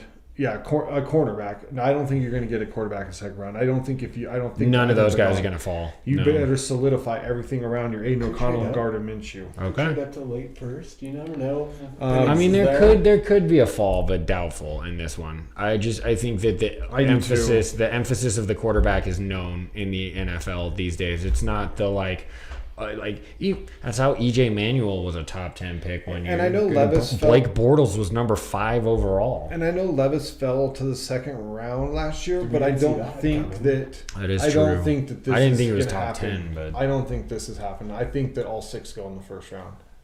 There's because all of these guys all of them have traits that you're like, yo, this can work. Penix is a great deep ball thrower. Bo Nix is just a student of the game. McCarthy has great readability. Like, he wasn't asked to do a lot, but like when he can dot a dude in the 7 to 10 yard range real good. That's the other thing with him. So we get some of these guys that get like 30 attempts a game. Sure. McCarthy had to do it with 15 attempts. Right. So he still had a pinpoint. He wasn't allowed to be missing because he didn't get the throw back. He didn't get to rip. Yeah, he didn't let it rip. So he had to make his opportunities. But his spatial awareness of the football field and where his wide receivers are, his presumption of where he has to put the ball for a receiver to catch it is top flight, and that in the NFL translates, no doubt. That's why I wouldn't be surprised if Roman Wilson sneaks his way into the first round at wide receiver with why he catches the ball with all his hands and no body. I love watching that kid play. I think he's early. So there's the AFC West. Let's get into the NFC West. Okay, let's start with the best division in football. 2 out of 3. This is a democracy. Let's start with the Arizona Cardinals. I think they were right where we thought, and I actually think they might have been. Well, yeah, because we knew Kyler was gonna suck, or he was not gonna be there. Not suck, but he wasn't gonna be there. But he came in and played really well those last games. He looked so fucking fast for coming back from an ACL. That he was running and scatting and doing all sorts of jitterbugging everywhere, dude. I'm about even, but a little bit above even. Shout out to Gannon. He fucking put that team and said, "We're gonna be fucking competitive." They only got blown out like once or twice. So you even, or were you at, Charlie? I'm same. I mean, given their record, I would have to say it was even. But honestly, I want to say they overachieved for me. Like I was really low on that team, and they were competitive. They didn't win a lot of those close games, but being there, I know there's no moral victories.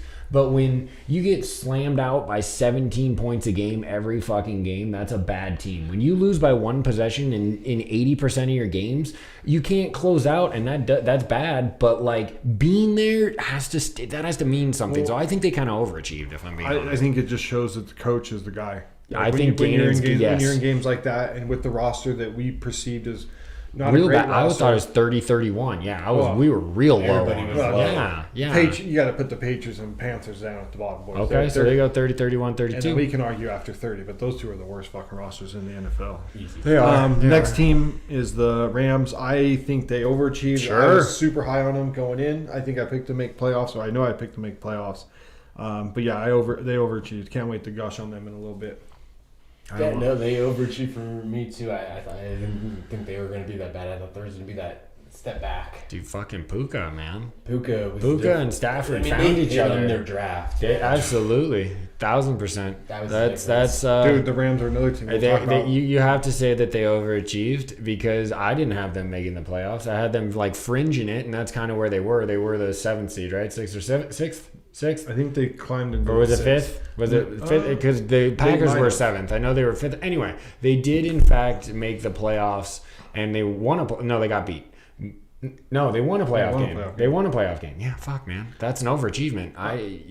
Sean McVay, it sucks to say that you're a good coach. He's really good. He should have retired halfway through the season. Next, my hot take from last year. Next team is the 49ers. Sure. They were right where we thought they were. Yeah. I mean, a lot was expected. They should have won that chip. They should have won that chip. They should have won that chip. Oh, man. They achieved what we thought they were capable of, and they underwhelmed, unfortunately. Correct.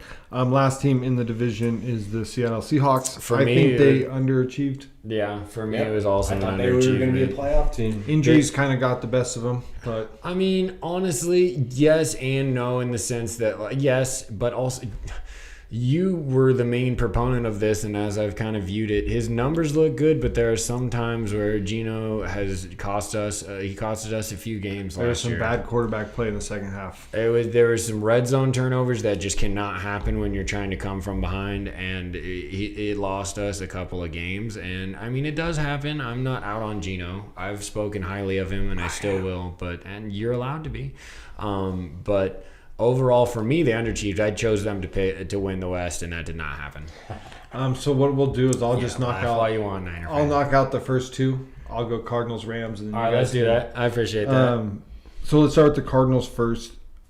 I forgot that they took Michael. As I'm looking at this roster, Kyler, quarterback, James Conner, Michael Carter. They got him from the Jets. DJ Dallas is on that team now too. They're Charlie Ross. Punt returner. Shout out DJ. I got love for you, bro. He's a special teamer. He can also tackle really well. I forgot they took Michael Wilson out of Stanford, and he had a really good year last year. That's right. He's a sneaky good wide receiver room, and with Trey McBride at tight end. Well, that's what I'm saying. So you have Greg Dortch, who's like that. He could play. He can play. And then you're going to end up taking either Neighbors or Harrison, and they're going to be legit. Or you're going to trade out, man. Huh? Oh, they might. They might. I can't wait. A chance. But you're still going to bring another wide receiver into that room that's going to be elite. You should. Because even if you trade 11, you can still get one of those kids at 23 too. Like there is still epic depth at the receiver. You don't have those picks yet. You're talking about Minnesota's picks. Yeah, I know. And then you have Trey McBride, obviously, Chuck, you just mentioned. He's a really good tight end. And he blocks, too. Love that about him. Came on big time last year. We talked about that their offensive line was okay. They'll still probably end up taking somebody. They have Paris Johnson listed as right now left, and they have Jonah listed as right. I think it's actually flip-flopped.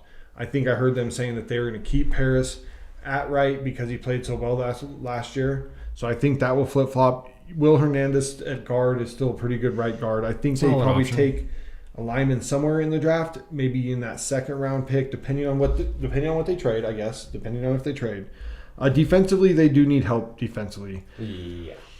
They have some guys on there. Me and you, I think we're a big fan of BJ Ojulari coming out of LSU. He's coming off the edge for them. They did sign Nichols from the Raiders. He was a free agent defensive tackle, but I think they do need a lot of help defensively, which that might be where they go after they get their weapon. Maybe get one of those linebackers, but get some of those edge rushers that are in the back end. They could also be another Texans of this year, depending on how they work the draft and who they get, and if Kyler takes it, if he comes back and returns to Pro Bowl form. Buda Baker on the back end's a hell of a free safety. Little older now, probably going to slow down a little bit, but very heady, great tackler. Yeah, so I think the Cardinals, it's got to be what they hit in the draft. You don't hit in the draft, you're going to be just the same. They could be a bottom feeder again for sure. Next team is the Los Angeles Rams. Matt Stafford, amazing quarterback. The Kyron Williams explosion this year was himself a year. Was awesome to see. But that's kind of the Sean McVay, Kyle Shanahan, Mike McDaniel system. If you can get a running back that can read what he needs to do in the gaps, dude, they're just going to explode. All you have to do, and then that's why what's his name didn't work. He couldn't fucking figure out what he was supposed to be doing, and they traded his ass away. Yeah. That's why Kyron Williams worked perfect.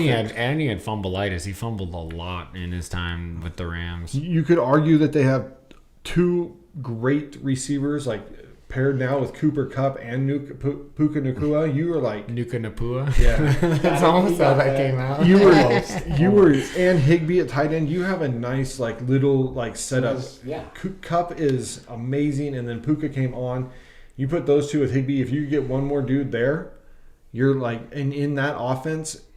I do think that they need a little help up front, right? Offensive line wise, they Steve Avila, but they drafted last year the kid from TCU, but they seem like they hit. This is another team that seems like they hit on every person they take. They kind of needed to. They had a sneaky draft. They had 11 picks actually, but they didn't start picking until like the second or I think it was third round. I believe, yeah. But then they ended up having like 11 total picks, and the vast majority of them ended up not only either becoming starters or rotational players. Hit a home run with Kobe Turner. Yeah.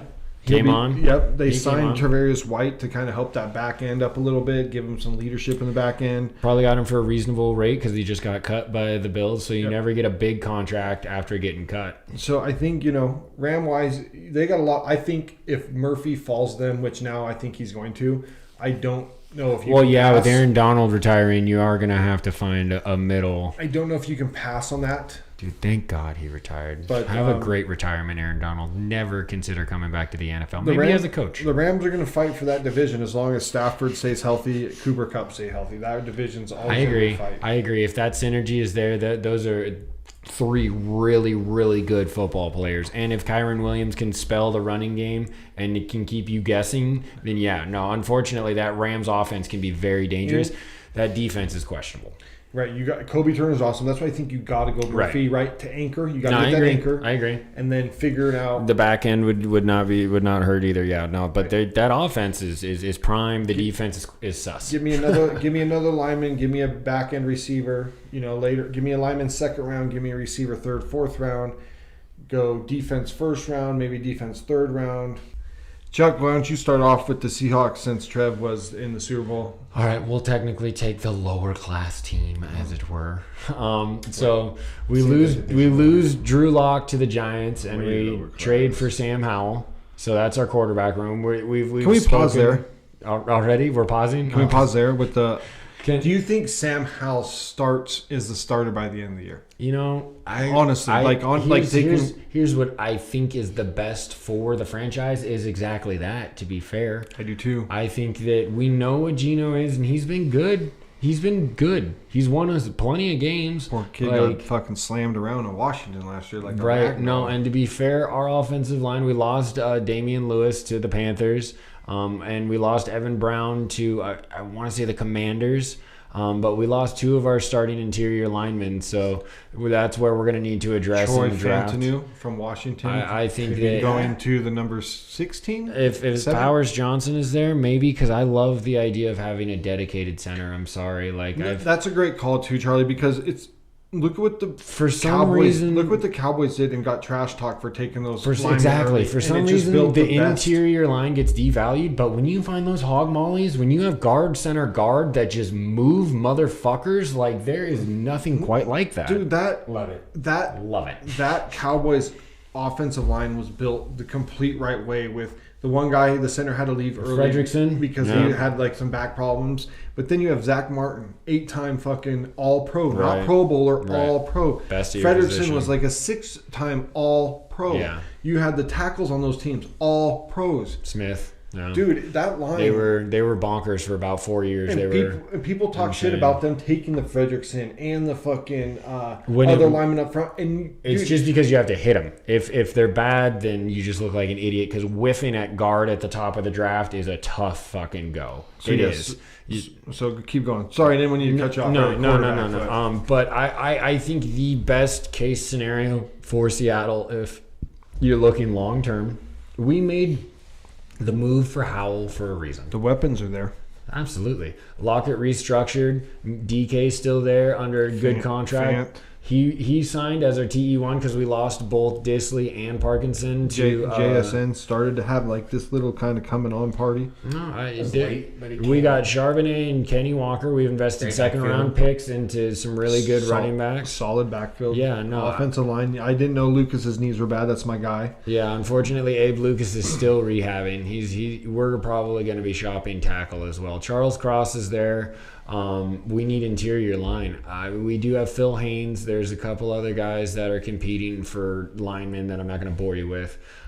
We made big moves in our secondary. We cut Quandre Diggs and Jamal Adams to save some money. We ended up eating actually a dead cap of $18 million. But if you Jamal Adams, but I thought that was what was needed. If you told me, which I told you, that my starting cornerbacks were Devin Witherspoon, Tyreek Woolen.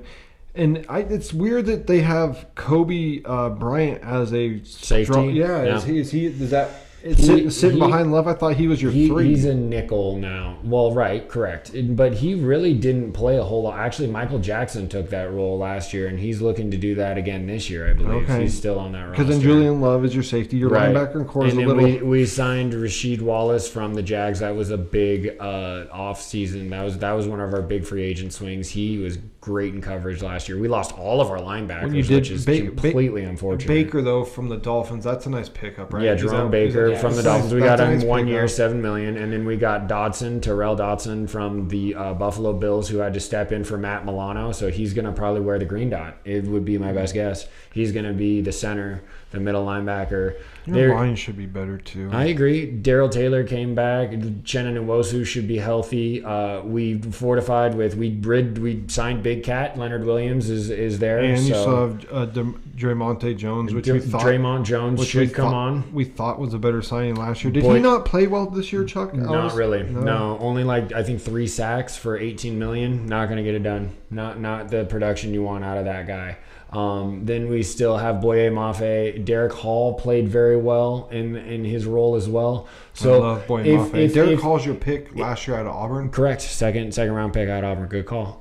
If they all come back healthy, that's a good rotation. That really is. We could still use. I think Jaron Reed only signed the 1 year. I don't think he's back on. Is he back on the squad? It's on this roster. He is good. Then Jaron Reed is still a good defensive tackle. You signed Jonathan Hankins too, so that's a nice rotation right there. I think that your line on paper is nice with Jones and Reed and Hankins. We're just gonna have to find some synergy. So I think that I love Julian Love. He was great last year. We also have a guy. Unfortunately, he's coming back. Jarek Reed, the second we drafted last year. He was playing very well until he went down with an ACL at safety. So I think, and then like I said, we signed Rasheed Wallace to come over to the safety position to replace Quandre. So I think we could still use some help in that room. We could definitely use a TE2. We did sign Pharaoh Brown, but I don't think that's necessarily the guy you're gonna roll him out for blocking. Well, this ain't necessarily once you get past Bowers, the kid from Texas, it's not Sanders, the TE class. There's another dude out there. I can't remember his name right now, but there's not you. But we need interior linemen. That is definitively the position we need the most. I know. So I really hope, even if we take a tackle, I'm fine with that. I just think offensive line is imperative at 16. I think that's why I say Troy Fontenot, because he can play tackle, but he could also be slide one of those guard. He might be one of those dudes that can play tackle, but might be a better player at guard with size and stuff. But either way, he's a solid offensive lineman. That's what you need to come away with. And staying in the fucking state. That's sick when you can do shit like that. Sure. So I think Seattle is I love that we took the swing. Are we gonna hit anything? I have no idea. It could be a big whiff. This is the biggest step Seattle's taken in a long time. We basically tore it all down and we are rebuilding. It's a quick rebuild. We do have a lot of talent, but I'm saying a whole new staff. Bobby's gone again, so our linebacker, like the defensive leader, is going to be different this year, right? That's huge. Like, I don't know, we'll see. And the new regime is going to be interesting. I got a lot of faith, just because I want to see it work. But I don't know. We could whiff this whole fucking pitch. If we don't make contact, it's going to be bad. We could enter the dark ages. Sammy Howell. I mean, maybe. I don't think you guys don't reach for a quarterback. Please don't. I don't think they do with Howell. I think that was the move. I think that was exactly why they did that. Take Spencer Rattler. So lead us out on the NFC West here, Money. Let's get the San Francisco 49ers. All right, the runners up. The first loser. Yeah, as it were. So they lost Armstead to the Jags. Kinlaw left to the Jets. He never really panned out, but he just was a freak. He should have been better. That's a scary rotation in New York, though. Dude, adding him in with Quinnen Williams. When you pull up this roster, the Niners roster. Let me read this real quick. You read it. Brock Purdy at quarterback, Christian McCaffrey running back, Deebo Samuel wide receiver, Brandon Ayuk wide receiver, Juwan Jennings Wide receiver, George Kittle, tight end, Kyle Juszczyk, fullback, left tackle, Trent Williams. Basically, they're all like all-stars. Yeah, but you stopped at left tackle because the rest of the line's kind of weak. It is. Like, Banks was hurt last season, so I'm hoping he can come back and be healthy. Aaron Banks, right? Yes. You did sign John Feliciano, right? Yes, he actually ended up being good. He was a Raider for a little bit. He turned out to be Isn't he like 90? He ended up being our best guard, really. So, hey man, guards can make it a while if they keep themselves 32. upright. Okay, that's not that bad. So that leads me to what Niners, I believe, should draft is center. I think that was one of their bigger weaknesses in the offense. Brindle was okay. He was, I would call him an average. You're calling interior lineman as well. Well, he wants center. He wants Will specifically center. center. He wants Will Frazier. I just feel like Brindle has trouble anchoring the line. Okay. And a good center would be it would make our run game. I think our run game should be better, and I think it could be with a center in the top of the draft. Like McCaffrey, no joke, was such awesome. a monster. God damn it, Christian McCaffrey. I feel like there was. I wish my run game could be better. I know, right? Yeah, let me sniff great, my own fart real quick. Isn't it the number one in the NFL or somewhere around there? It's up there, but it usually is with Shanahan. And I think it might have been trailing Miami. I think Miami was a little bit more consistent on rush yards per game. I'm just saying, I think that would be a difference maker for the offense. Of course. I want to bring back the value of the interior linemen. I think that they have been undervalued improperly because of some bad picks that have happened at the top of the draft. But when you get the right one, an interior lineman who can be there for, like you said, 8-10 years kind of thing, because you never really have to pay him crazy much, right? And then they can just build with hopefully potentially a franchise quarterback. Like, oh my God, like a Joe Thomas, that's an irreplaceable kind of piece of an offensive, like. And they need more offensive line help than just center, but I think that's the most glaring need on the line. And then it's got to be your secondary, right? Because your defensive line and your linebackers are set pretty well. That's where I was going to go, actually. It's a little sneaky, the Jair Browns. A little sneaky. I forgot you guys drafted that full from Penn State. Let him go. Come on, man. And having Brown, I feel good about our safeties as long as they're healthy. We can use some depth. But the more pressing need on the defense, I think, is the slot corner. Actually. What about your right corner in Lenore? I think Lenore made progress. I kind of liked what I saw from him. Again, I think he was susceptible to a big play every now and again, but he was overall a pretty good cornerback.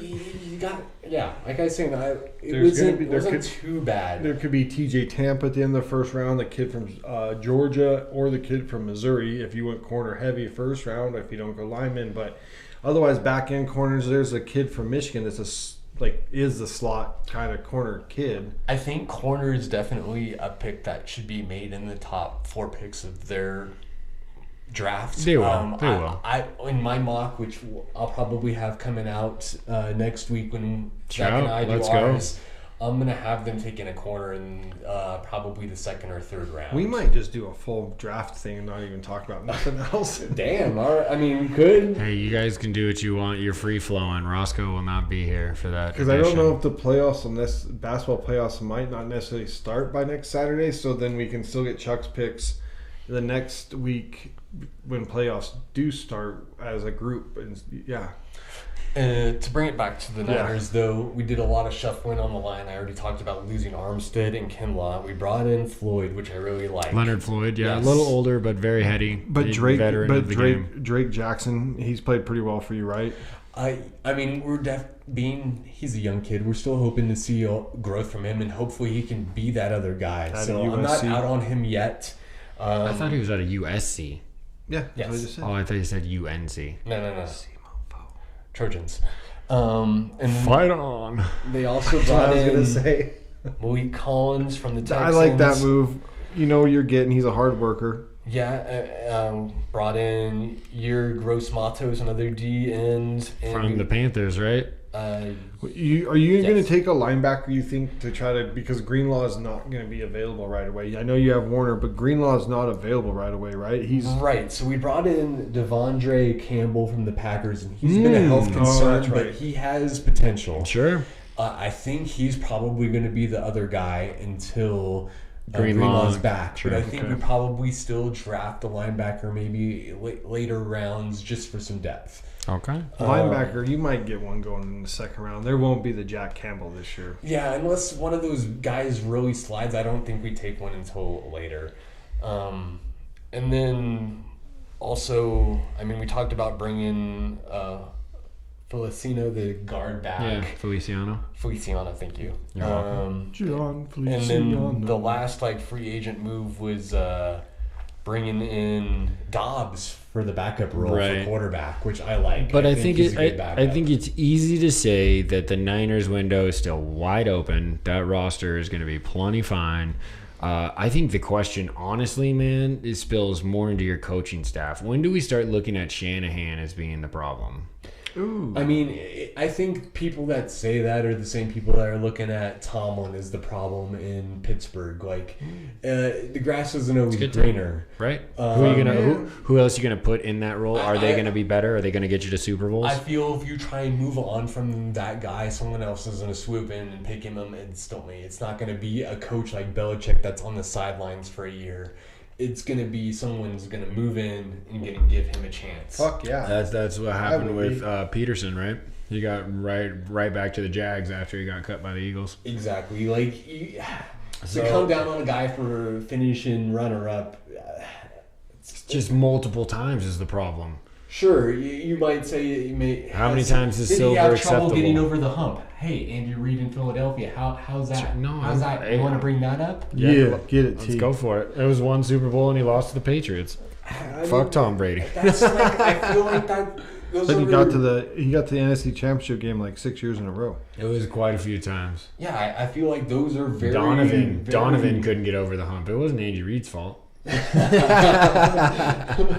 But I feel like that's a fair comparison. Sure, I really do. Sure. No, but then he went to another team and then tore it up. So that's what you're kind of afraid of. Is you do not. I don't want to see him go to another team and tear it up. Right. Yeah. I think because Eagle fans have to eat a big old turd sandwich on that one for sure. Been very close. A couple moves I think could be the difference. I'm not out on Shanahan. I'm not going to be out on Shanahan if we go 7-10 next year. Super Bowl next season.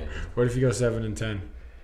7-10, I think the only way that happens is a lot would have to go wrong, and that would have to be an injury-riddled season, and even then, I'm not out on him. Okay. I don't think if the team is completely healthy and that happens, sure, I'll give you that. I just can't see that.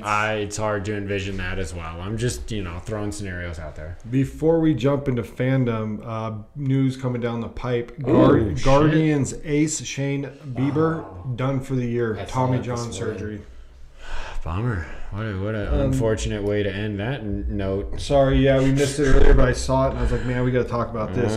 T-Mon, why don't you start Fandom off with that little spark and then we'll jump into some rules and regulations. All right, so I got to give some love to my team, the Warriors. I touched on them in some previous pods about being excited about the young players that they do have. That is very true, very true. Davis, Moody, I'm liking what I'm seeing a lot. But again, more love for Podzimski. I just saw a stat the other day, and this is why I'm bringing this up, he leads the league in charges drawn. Nice. And, that's not a stat that, I love that they track it now. I do too. That's a great skill. And God bless him because it is hard taking a charge. Yeah, you're taking a hit. That's all team. I love that play. Golf clap. I love that's a great fandom. Absolutely. Is that it? Just one little snippet right there. Snippet, all right, so Z take over. This fandom is very interesting. This is the rules and regulations. This is protocols. We are setting on the air. Fix It Pod. We couldn't wait. We could not wait. This was part of the Fix It Pod, but we got to take care of this.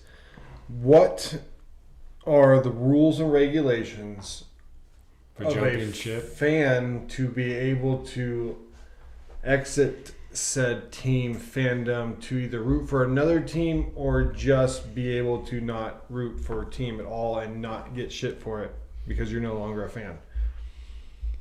Well, let me tell you, whenever a team moves, you get to make fun of the person who loses the team eternally. That's what my friends have done since I've lost my team. So I'm not going to go against that, what you guys have set forth. Okay, but what? So you're.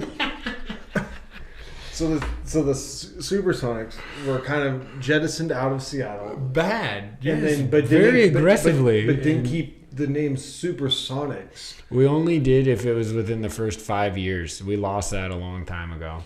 So we got to set some rules. We got to start getting some Well, no, stuff on paper. the basic premise of this is since the A's they're trying to move. They're going to Sacramento to play the next 2 seasons in a triple A ballpark. Let's go. Okay, We'll be going. This is where we're at with the A's right now. 2 hours away. Might as well be a AAA team. That roster's so fucking bad. I would honestly say, Zach, in rules and regulations, if you wanted to jump ship now, you're more. I wouldn't blame you not one bit. Free pass. That team is going to move. It might be Vegas. It might be God knows where else. They're a team without a home right now. If they keep the name, if they change the name from Athletics to Donkey Suckers or something, does that give me even more of a pass? The Pudwhackers? Or do I have a pass in general? If you leave the original team that you felt like, if it is no longer within the city and the like what you I don't know. This is obviously this just happened to me as like the Seattle Supersonics were a part of my life, man. As a child, like that was a huge team. From when they moved, it is not the same. The Oklahoma City Thunder, and they also rebranded entirely. They pretty much disconnected, even though they call it a shared fucking franchise, which I hate. But it would be, they're going to keep the A's name. There's been no talk about them changing the Athletics name at all. And we all should take offense to this. Any resident in Nevada, why would you want an owner of a baseball team? Like, the numbers were ridiculous they threw you. How fucking stupid do you have to be? They're not putting 35,000 people in that stadium for 82 games a year. What? Don't make us pay for this. This is the worst decision Nevada can make. The Raiders have already paid complete everything. The Legion Stadium's fine. The NFL makes money hand over fist. You can't. The NFL makes money hand over fist. And it's not that the MLB isn't profitable, but this team is not. But not right now. Who are you gonna go? Who are you gonna go get? When have you ever went and got anybody? You're still owned by the same douchebag. You got to change ownership. It's not like somebody. If somebody bought him and then went to Vegas, I'd be like, okay, whatever. Maybe I'd stick around. It's the owner that's got the fucking my balls by a goddamn clamp, and he's squeezing those motherfuckers. And it's not even certain that they're going to Vegas. No, because that's just not the plans haven't been laid out. There's still like stuff that's not. They are legitimately a team without a real home. And Oakland, unfortunately, has to suffer the consequences of that. It sucks for all of those diehard A's fans that did nothing fucking wrong. That sucks. I will keep repping the Oakland A's hats, though. I think that's it. So to me, that's a sexy green. Think when the soul of the team has changed, when it is no longer that the identity is like you're gonna be the whomever Athletics. I don't even think Vegas is coming to fruition. Where could they even end up? Well, just getting back to like your rules of like rules and regulations. Like if your team moves or if you have an owner like this, I think you eat both.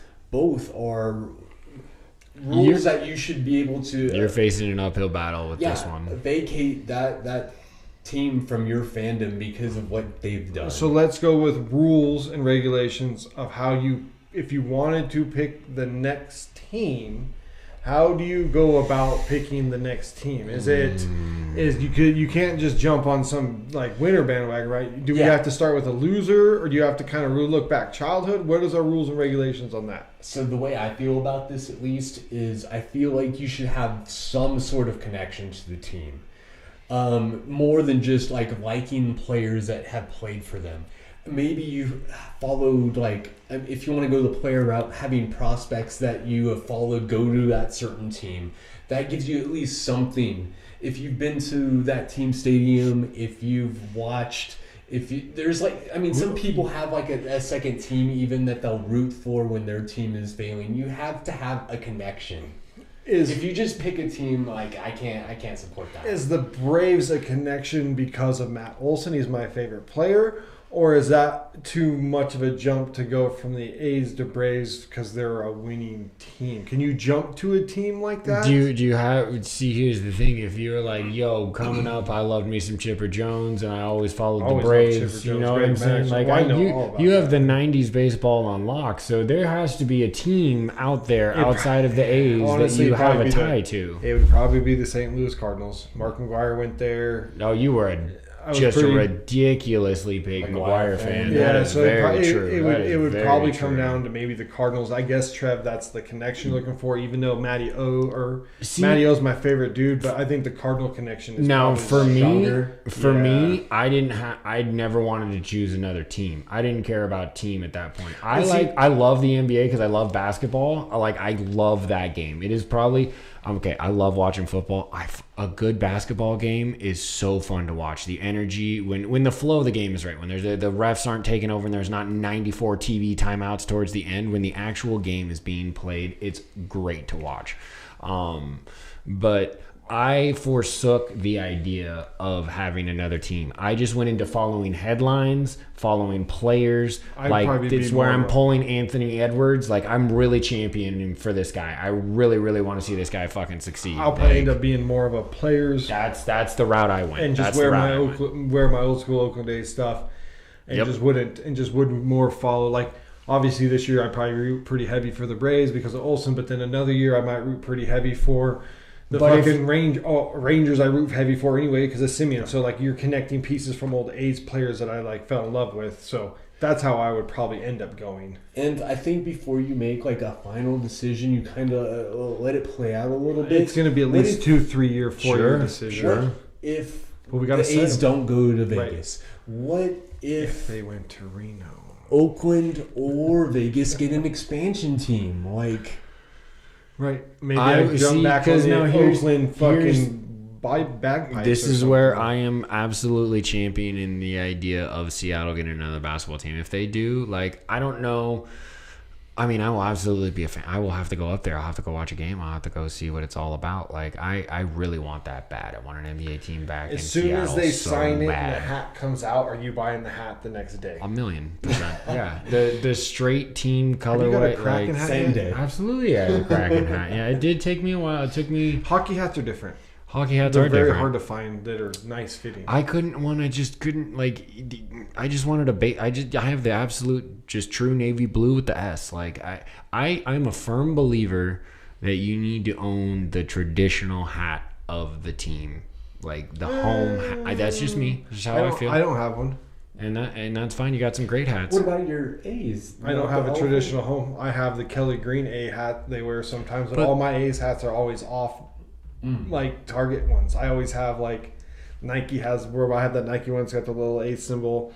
I always have off-brand baseball hats. No, I guess my point, but here's the thing. I was speaking on, it's a brand new franchise, or when the Seahawks rebranded, the first hat I got was the navy blue, just the brand new logo with the that's what it's a rebrand. So the A's haven't rebranded as far as color wise or scheme. They got the sick colors. No, they dope. I love it, dude. That was the old Sonics colors for sure. I love green and yellow. It's it works so well, and then offsets with good white or black even. That's the color of our kickbar jerseys. Yeah. Anyway, dude, there's Pod 55 for you, right? Yeah, it was a good one. You got anything else you want to add on the A's? No, it's a shit show. It is a shit show. Check us out on Instagram and X. Also, for the beers, we got hecka good basketball this weekend. The girls are going to be coming down to the Sunday night. The boys are on Monday.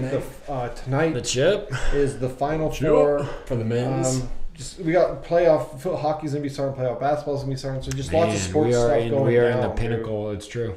There's a lot of swirling around. The draft is right there. Things are juicy. Looking forward to that next week. The ZNT pod next week. So you're gonna get. I was gonna say you're only gonna get a 2-man pod next week. So make sure you follow us on Buzzsprout and Spotify for this episode. YouTube. They're gonna have YouTube for the visuals for sure.